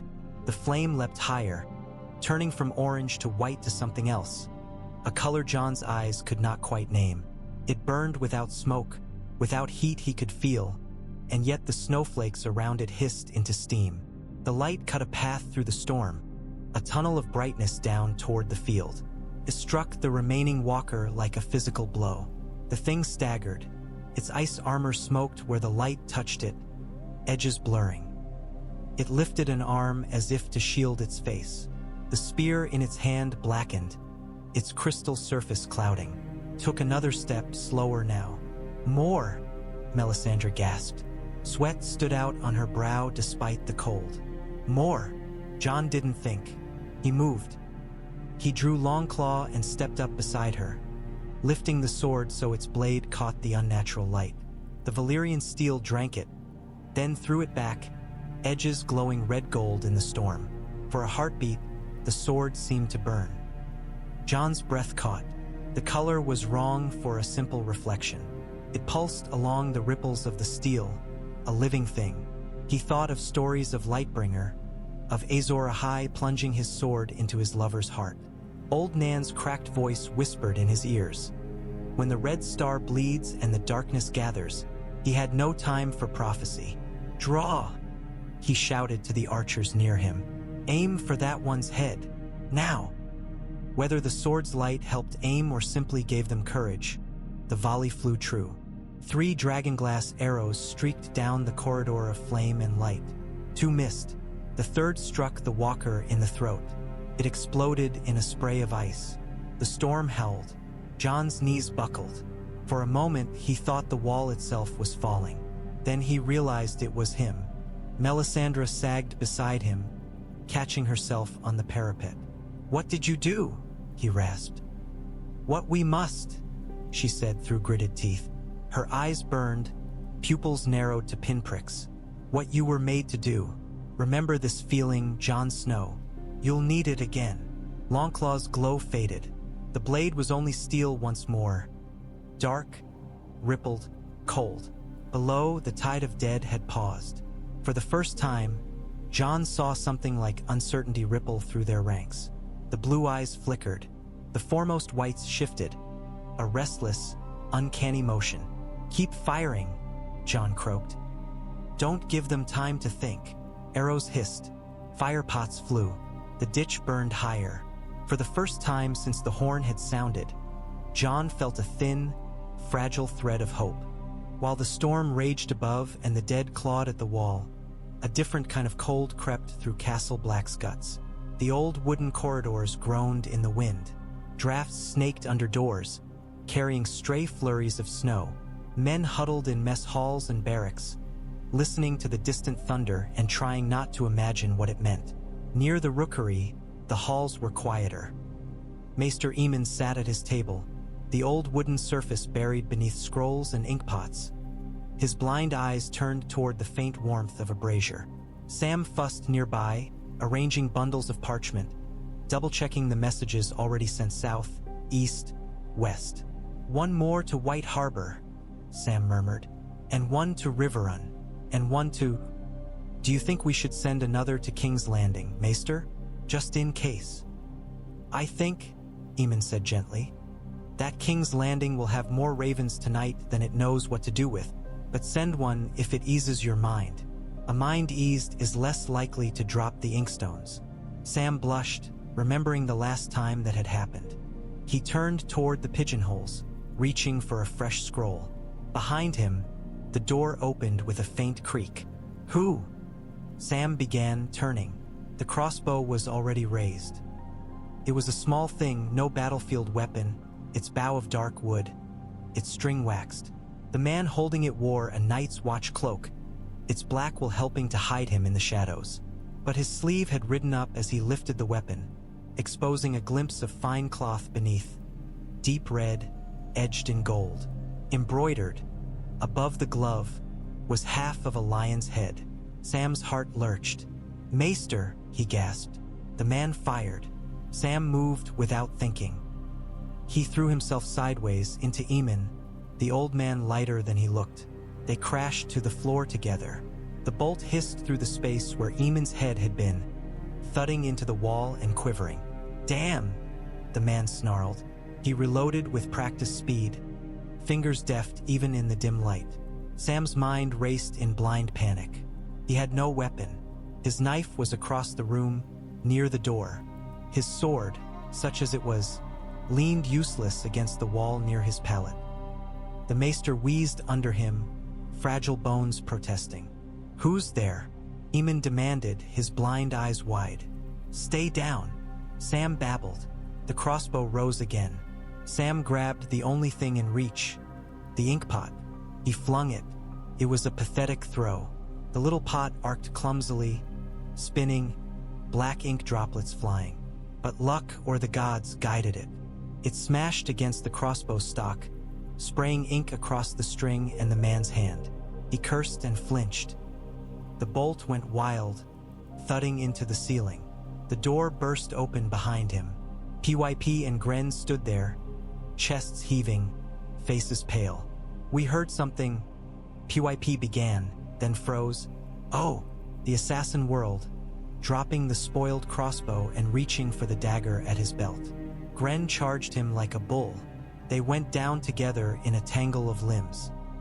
The dagger flashed, slicing across Gren's arm, then deflected as PYP crashed into them from the side, shouting something wordless and terrified. "Stab him," PYP yelled. "Stab. Where's my Gren, you great oaf, hold him." The assassin writhed, elbowing Gren hard in the face. Gren's head snapped back. The dagger came free, slashing up toward PYP's belly.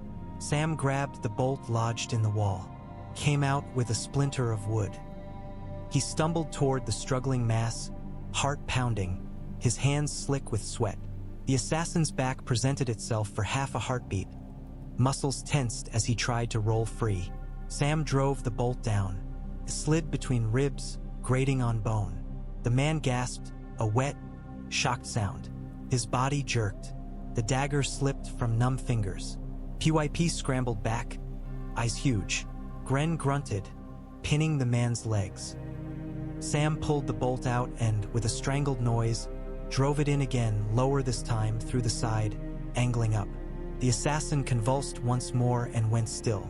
For a moment, the only sound was their harsh breathing and the hiss of the brazier.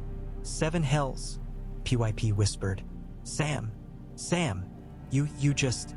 Sam stared at his hands. They were red. The bolt felt heavy, slick. I think I killed him," he said faintly.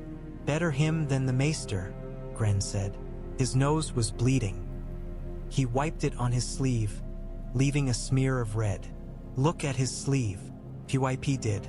He tugged back the black cloth, revealing more of the embroidered lion. "Lannister," he said. "Oh, bugger me with a broomstick. How did they?" "Disguised among the recruits," Aemon said from the floor. His voice shook, but his mind was clear. "We've had more men come north in these months than in the past 10 years. It would not have been hard to slip one in with a false name and a quick tongue." Sam swayed. "They wanted to kill you," he said. Or Jon. Or. Perhaps all three," Aemon said. "The Ravenry is as dangerous as any king these days." Sam looked down at the dead man. Ink and blood mingled on his hands. He thought of the arrow he'd loosed into a walker's throat, of the feel of dragonglass in his fingers. He thought of Jon on the wall, facing death in 1,000 forms. "I'm tired of Lannisters sending knives while we send words," he said, surprising himself with how steady his voice sounded. Maybe we should send something sharper back." The battle had become a series of knots. From the wall, it had looked like a single seething mass. Up close, at ground level, it broke into pockets of horror. A cluster of Northmen fighting a ring of whites near a tumbled section of ditch. A giant bellowing as ice-encrusted chains snapped around his legs. A mammoth trumpeting as pale hands clawed at its flanks.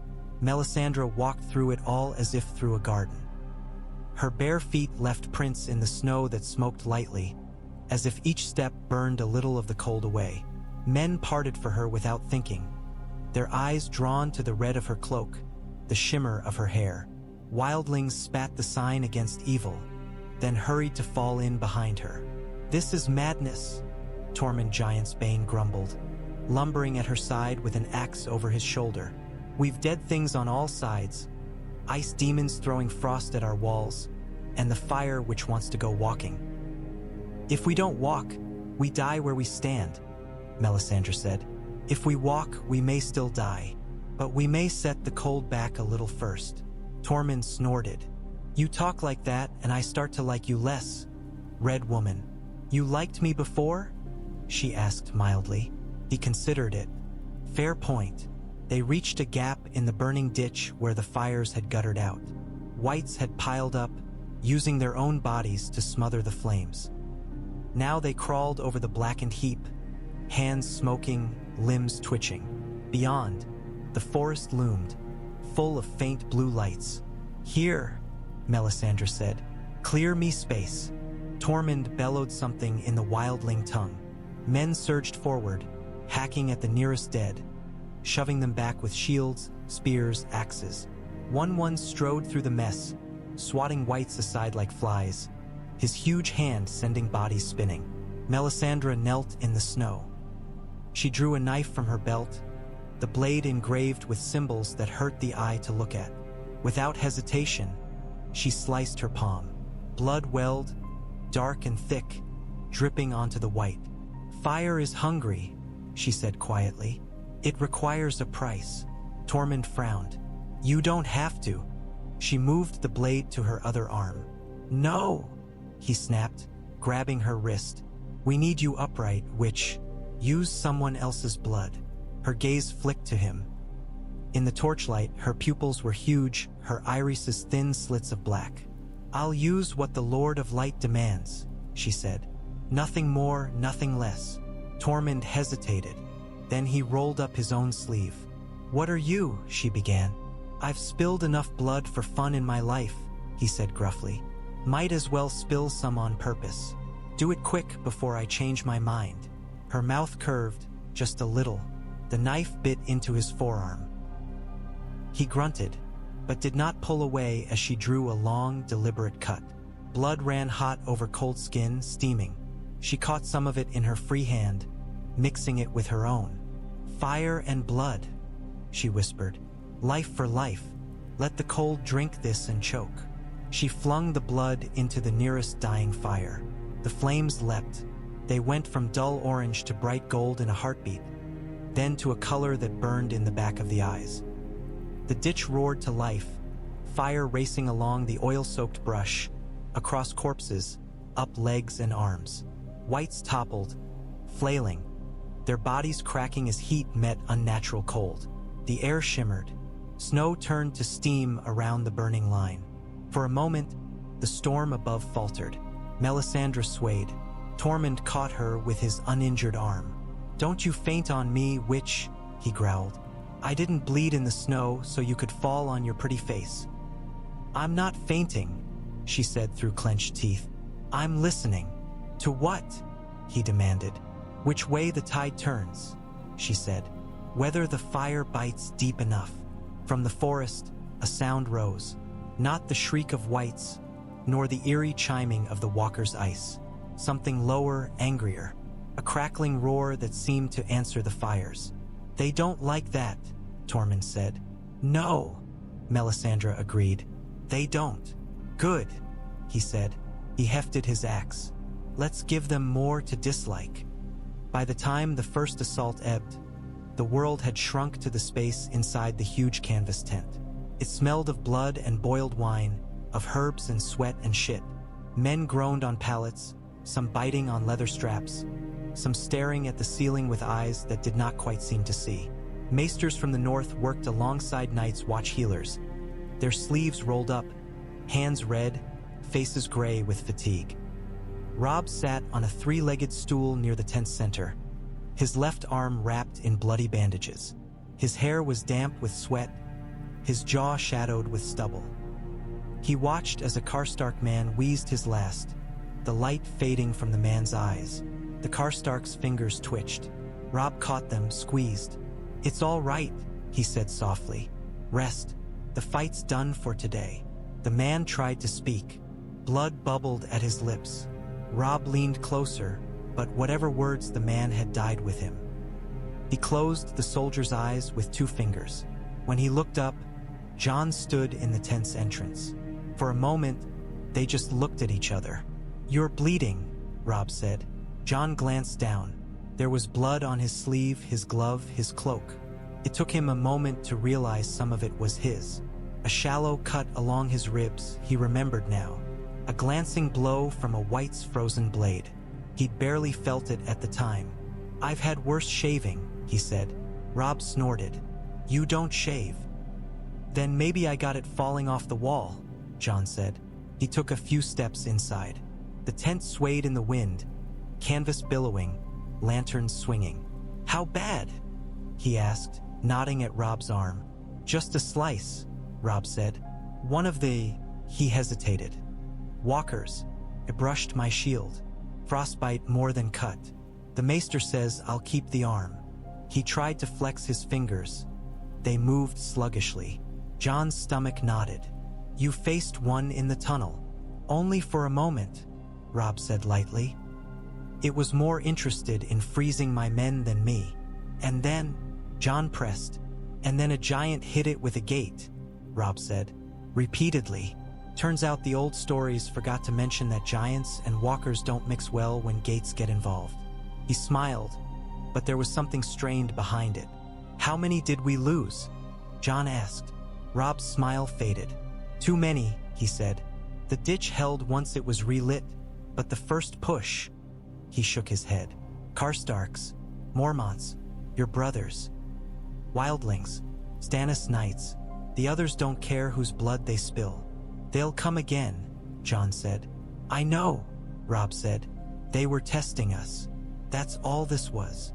A scream rose from a pallet nearby as a healer probed a wound. The man thrashed. 3 others held him down. Jon's eyes moved over the rows of cots. Bandaged heads, missing limbs, faces pale or too red. Some would live. Some would not see morning. "We broke 2 walkers," Jon said. "Maybe 3. That matters. Does it?" Robb asked quietly. "There were more behind them. Did you see? Shapes in the trees, just watching. As if the first ones were pawns." Jon had seen. In the brief gaps in the storm, he'd glimpsed taller figures moving among the trunks, never quite stepping into the open. The thought of how many there might be turned his stomach. "Next time," he said, "we'll be ready for more." Robb looked at him. "You really believe that?" he said. It wasn't quite a question. "I have to," Jon said. "If I don't, I might as well walk out there now and let them take me." Robb was silent a moment. Then he nodded toward a quieter corner of the tent. "Come," he said. "There's something you need to see." He led Jon past the pallets, past the rattling breath and the soft moans, to where a single cot sat apart. The man on it was wrapped in blankets despite the stuffy heat. His face thin, his hair gone to wisps. Jeor Mormont opened his eyes as they approached. "About time," he rasped. Jon's throat tightened. "Lord Commander," he said, "you should be in your chamber." "My chamber is a pile of broken beams," Mormont said. "Some bloody ice spear didn't agree with it. This mattress is as good a throne as any." He peered up at Jon. "You still alive, then?" "For the moment," Jon said. "Good," Mormont said. "I'd hate to have backed the wrong horse." He reached under his blanket and fumbled with something.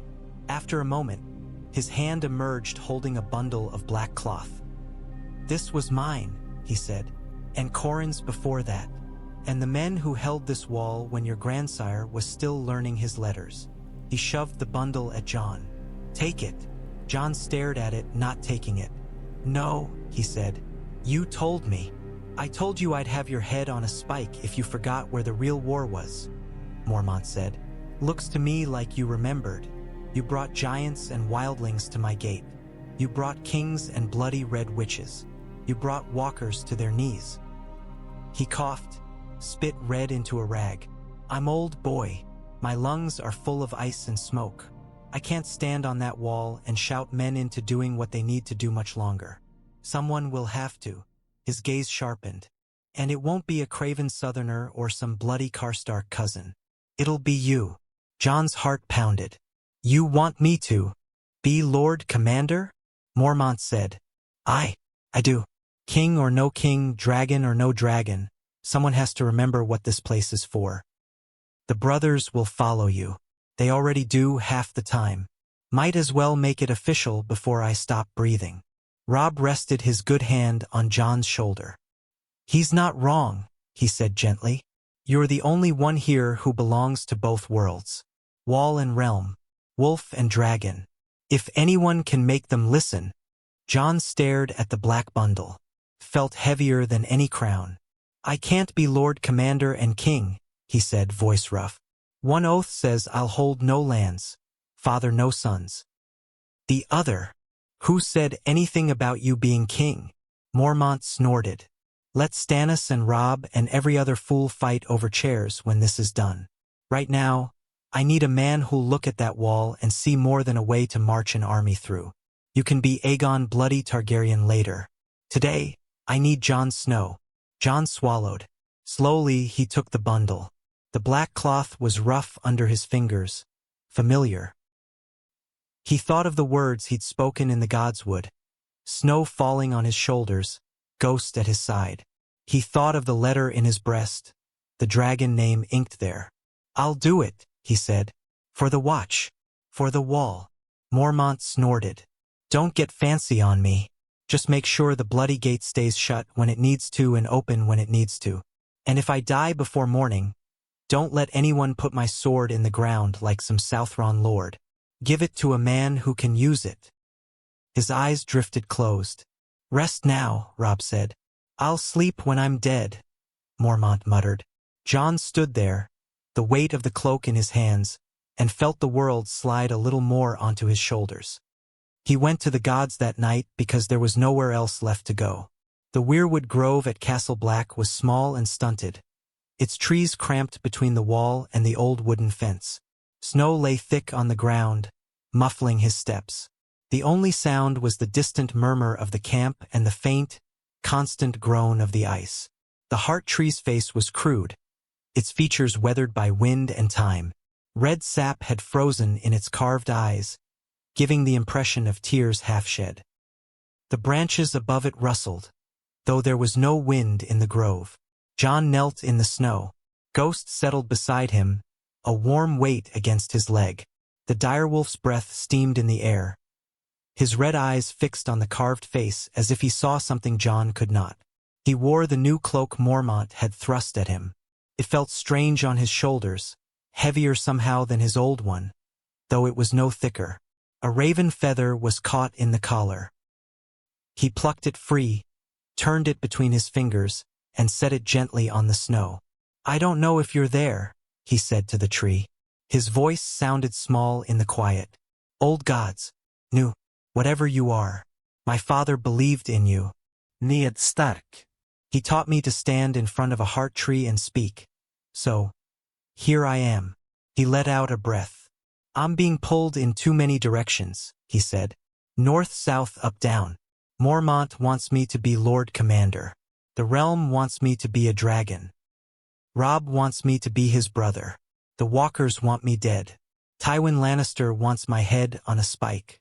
Somewhere across the sea, there's a girl with real dragons who might want all of us burned. The words came faster now, tumbling out. I can't be all these things. I can barely be one. I don't know how I'm supposed to hold the wall and the realm together at the same time. I don't know how I'm supposed to keep the gate closed against the dead and open to the living. I don't know how I'm supposed to ask wildlings and lords and kings to stand in the same line when they've spent their lives killing each other. He dug his fingers into the snow. It burned with cold. I know this, though, he said. If I do nothing, everyone dies. My brothers, my sisters, my mother wherever she is. Rob, the men in that tent, the children huddled in Winterfell's ruins, even the lion cubs in King's Landing.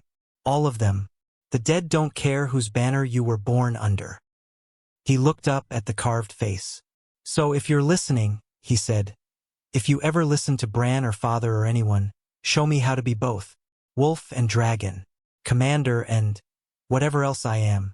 Show me a way to keep my vows and still use what I am to help more than a strip of ice. For a long moment, nothing happened. Then the wind changed. It came down off the wall in a steady sigh, rustling the red leaves. The sap in the heart tree's eyes glistened. Jon felt something brush against the back of his mind, a feather-light touch that was not quite thought. He closed his eyes. For an instant, he was not kneeling in the snow. He was the snow. He was the wall, the ice and stone and old magic sunk deep in its foundations. He was the ravens wheeling above, their sharp eyes seeing everything. He was Ghost, padding through drifts, scenting blood and frost and stranger things. He was the tree, roots sunk deep into frozen earth, branches scraping the sky. He was somewhere else too. A great hall of tangled roots and pale faces, deep under the earth. Children with eyes like pools watched him from the shadows, their fingers stained with sap. A boy sat among them, dark hair, gray eyes, skin pale as milk. A Stark, but not one Jon knew. You are two, and more than two, a voice said, somewhere between his ears and the rustling leaves. Blood of the wolf, blood of the dragon. Bound to the wall, bound beyond it. How am I supposed to choose?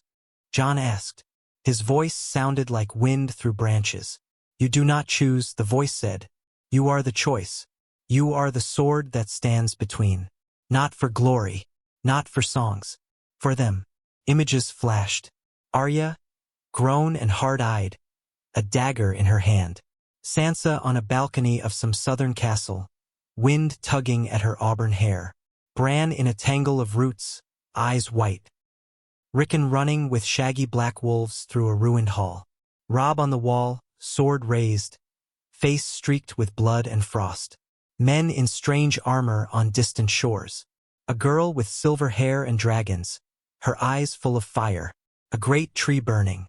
An army of dead stretching from horizon to horizon. You cannot be king, the voice whispered. Not and be what you must hear. You cannot sit a throne of swords and hold a wall of ice. But you can be more than king. More? Jon asked. What's more than a king? The face in the tree seemed to smile. The one they all turned to, the voice said. When thrones crack and crowns fall and there is only night. The one who says here and stands and others stand because you do. The vision faded. Jon staggered, catching himself on the carved trunk. The bark was rough under his palm, the sap sticky. Ghost whined softly. Jon bowed his head. All right, he said, voice shaking. I'll stand. The wind sighed through the branches. Somewhere above, on the wall, a horn blew. The morning after the first assault dawned hard and clear. The storm had blown itself out. The sky was a flat, brittle blue, the kind that promised worse cold to come. Smoke still rose from the killing field, thin gray threads from heaps of burned whites. The air stank of char and something else, something sweet and putrid that clung to the back of the throat. At the wall's foot, below the gate, they gathered. Men in black and gray, in patchwork furs and polished plate. Giants looming at the back like moving hills. A few mammoths, steaming in the cold. Wildling spearwives leaning on their long axes. Northern boys who had never left their valleys before this war. Southern knights whose idea of winter had been a chilly evening in a stone hall. All of them alive. All of them looking up. Jon stepped onto the rough wooden platform they'd hammered together from spare timbers. The boards creaked under his boots. Ghost sat at its edge, fur gleaming white against the dark wood. Robb stood to Jon's right, arm bandaged, gray wind at his heel. Stannis stood to his left, jaw set, Melisandre a red streak behind him. Mormont sat in a chair near the back, refusing a litter, his face pale but his eyes sharp. Above them, 3 banners snapped in the cold wind. The Black Crow of the Night's Watch, the Wolf-Dragon hybrid, and Stannis crowned stag in a ring of fire. Jon looked out over the host. He saw fear in their faces, and determination, and something like weary awe. He thought of what the weirwood had shown him. He did not know if that had been God's or his own mind making tales. He only knew that when he drew breath, the air felt steadier in his lungs. "You all know me as Jon Snow," he said, voice carrying in the clear cold. No title, no dragon name, just the one they'd always used. Murmurs rippled through the ranks. Names drifted back, Lord Snow, and Bastard, and Wolf Boy. "Some of you have heard other names," he went on, hummed over cookfires, passed along with letters. Aegon Targaryen, son of Rhaegar and Lyanna. King in the stories old Nan might have told, if she'd lived long enough. A few more mutters. A wildling voice called, "Don't get a big head, Crow." Jon smiled, just a little. "Names have weight," he said. "They can open doors or get you killed.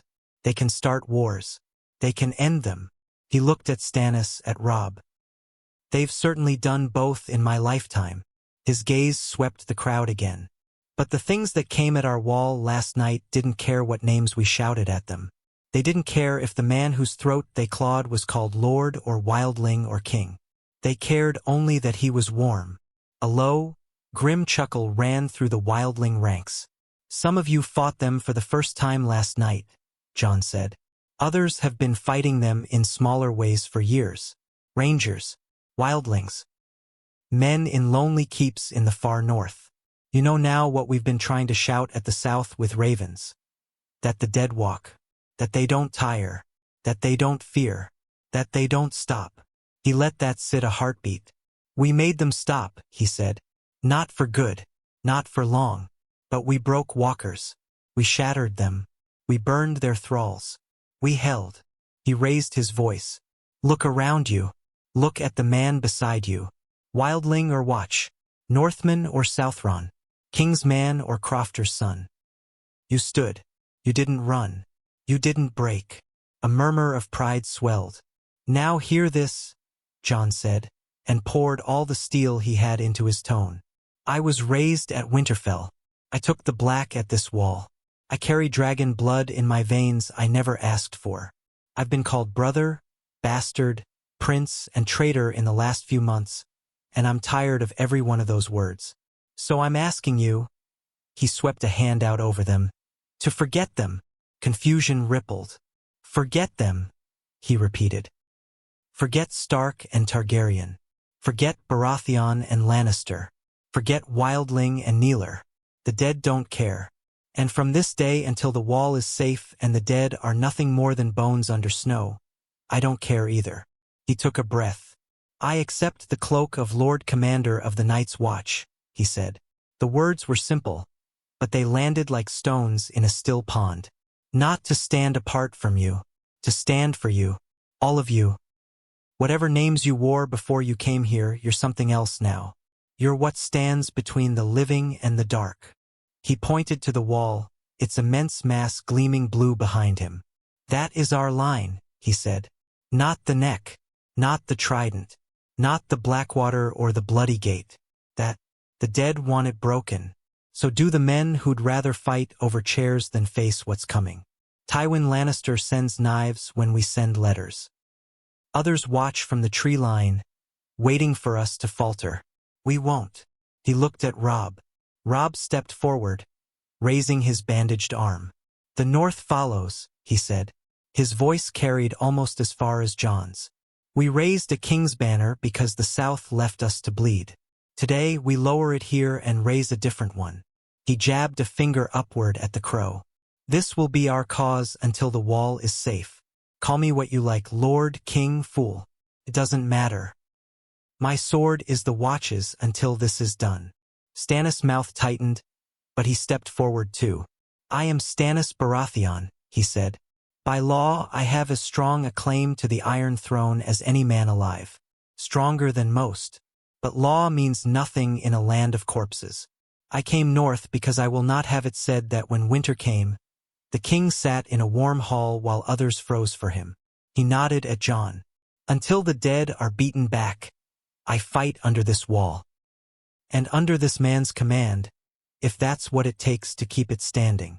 A murmur, shocked and astonished, ran through the southern ranks. Melisandre smiled, her eyes like embers. Jon felt the weight of their stares. It would have been easy to step back, to say, "No, no, follow your own banners, keep your own chains," to refuse this mantle. But he remembered the tree, the vision. He remembered the feel of Longclaw's grip as the blade had glowed red gold against the storm. "I'm not your king," he said to the gathered host. "I'm your wall. Not this one." He thumped his heel against the ice behind him. "That one cracks and groans and can be climbed. I mean the line we drew last night. The one we'll draw tomorrow. The one we'll draw 100 times before this is done. You hold that line with me, and I'll hold it with you. You break, you run, you sell us to the highest bidder." He let his gaze sweep over them, hard. "Then it won't be the dead you need to fear." A few wildlings grinned at that. Northmen straightened. Even some of Stannis' knights nodded reluctantly. He lifted Longclaw.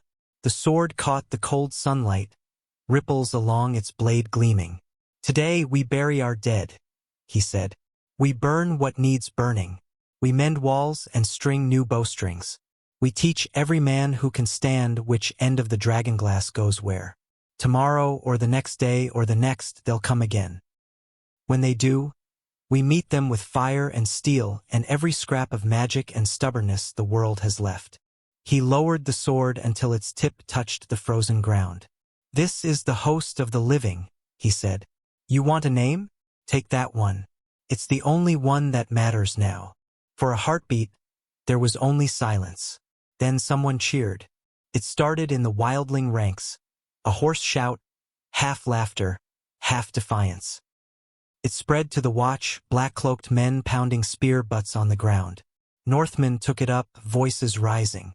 Stannis Southerners joined last, grudgingly at first, then louder, until the sound rolled along the wall like thunder. "Living!" someone roared. "Living! Living!" Jon stood above them, sword in hand, cloak snapping around him, and felt, for the first time since he'd read his father's letter, something settle inside him. He was not a king.